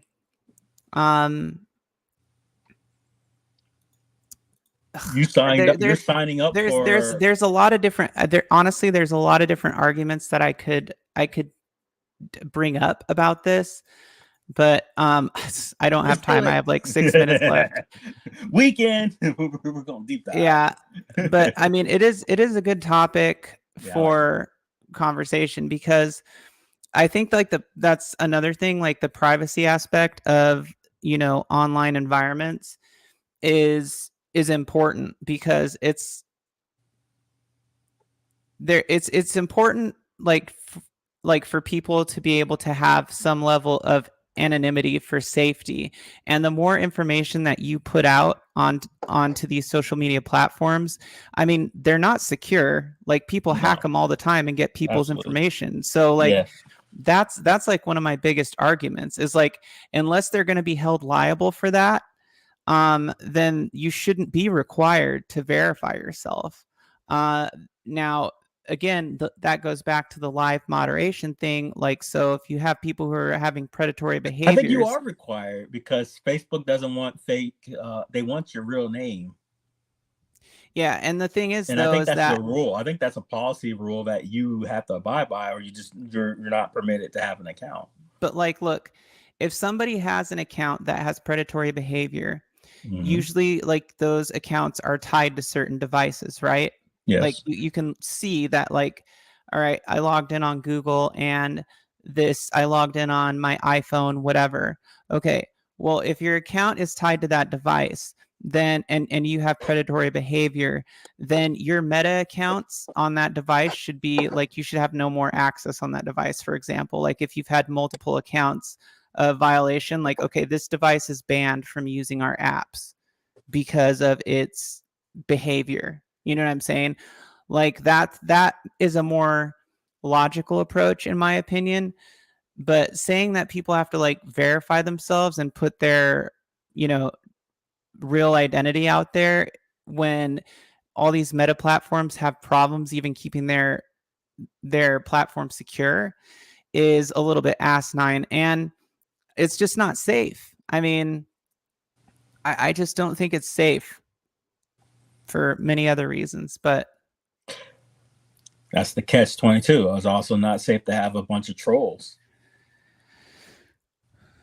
So, there's so much to talk about that, I think, just like you said, it needs to start smaller than a law, that there needs to be better tools. Now, if a law needs to be made to enforce the tools, so be it. Like, Right. hey, you need to figure out a way that parents can monitor their children, or, we get an alert when they say certain words or something, like your child's talking about, dogs, and you didn't want them to talk about dogs. Like, I remember when I had my son finally have a phone, I told him what was going to be on it or whatever. It was like Dog Watch or something, whatever the fuck app was. And thank God I had it, because I had put it on the Chromebook and it was alerting me on certain stuff. And I was able to go all the way into like deep dive into like, because when they started with this whole COVID thing, they were on Teams, and it flagged all these crap that these kids were like typing in Teams. I was like, no, So, yeah. But that's me being a responsible parent, because prior to this, internet was so new. The hell, my parents wouldn't know what I was doing on the internet, nor did they care, because there was no threat to them. But God, AOL, oh my lordy, Predator Central, right? Right. Right. But Oh yeah, big time. And that was a thing too. yeah, and so I grew up from that era, and I'm policing way more than the prior did. But I think the issue is going to be the fact that we're going to have to acknowledge that this isn't going anywhere, nor really should it, just because it's there. And we're going to have to figure out ways to move forward.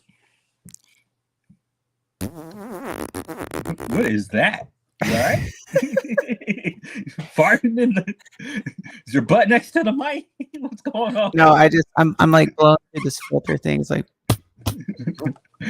I was like, I'm being trolled. What's happening?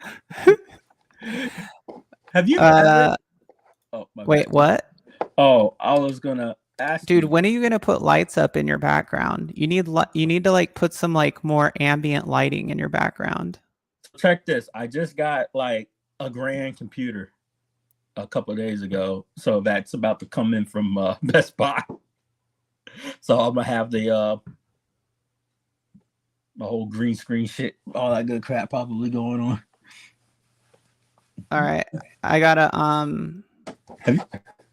Have you ever, real quick, you ever remember this game Normality? Let me see. kind of plays into everything.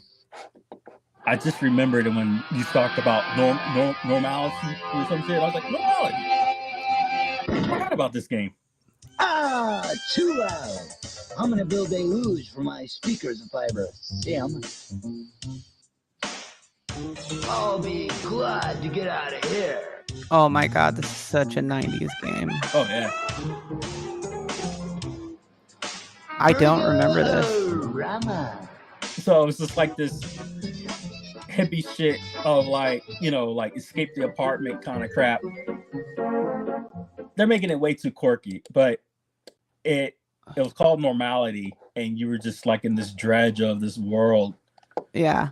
And, you know, obviously you're a hippie, but the game was really freaking cool for its era. It was that whole, you know, these guys made this style of games. They were famous for it. Interplay, where it's like the point and click shit. Yeah. But yeah, Classic. Normality. Yeah, it was a huge classic for me. But no, I hadn't heard of that. I'll have to check it out now. Yeah, please do. So, anyways, but yeah, thanks for having me on. Thanks for and coming stuff. And yeah, that whole topic is really a crazy topic when you start to delve into it. Highly. Talk about it forever. Yeah. But we'll see where it goes. But I think they're going to have a lot of legal challenges. A lot. Because even though I know that it's out there, it just hasn't really been studied long enough. There's going to have to be better government funding and studies about the poison, about this stuff. And I think the only ones that are really into it is probably France. You know, and it's important to pay attention to France because they're kind of like the headway of no matter what viewpoint you're with in the Western world, whatever France does, usually these follows, you know? So, yeah. And they've done a lot where they've outlawed bulimic models. You know, like if you're too skinny, like I know it's still discriminatory, but like if you're like 109 pounds and anorexic, yeah, they don't want you on that poster board. It's a behavioral thing though, right? It's a thing. Yeah, I mean it goes. Yeah, there's more depth to it than just like it. You know, oh, because you're bulimic. It's like the cause of that and like what it does when other people see it. Correct. Instagram shit. That's a disease in itself. This whole Instagram modeling and everything else like that. Because these kids are thinking this is the way they're supposed to look. Right. And it's not real. It's filters and angles and you know, oh, you look thicker or stronger this way because you're looking this way. And no, it's not how any of this works. You know, they got cellulite and wrinkles and pimples and they're natural, and these filters are clearing it all up, and they think this is the way they're supposed to look. And it's just not true. Yeah. Dude, Instagram is dead today. What the hell? I just pulled mine up. It's Easter. But yeah, I gotta get back to Happy Trans Visibility Day. I gotta get back to doing my awesome homework. So all right, thank you for coming through. Thanks, guys. Thanks for having me on. No problem. Peace out, chat. Bye, guys.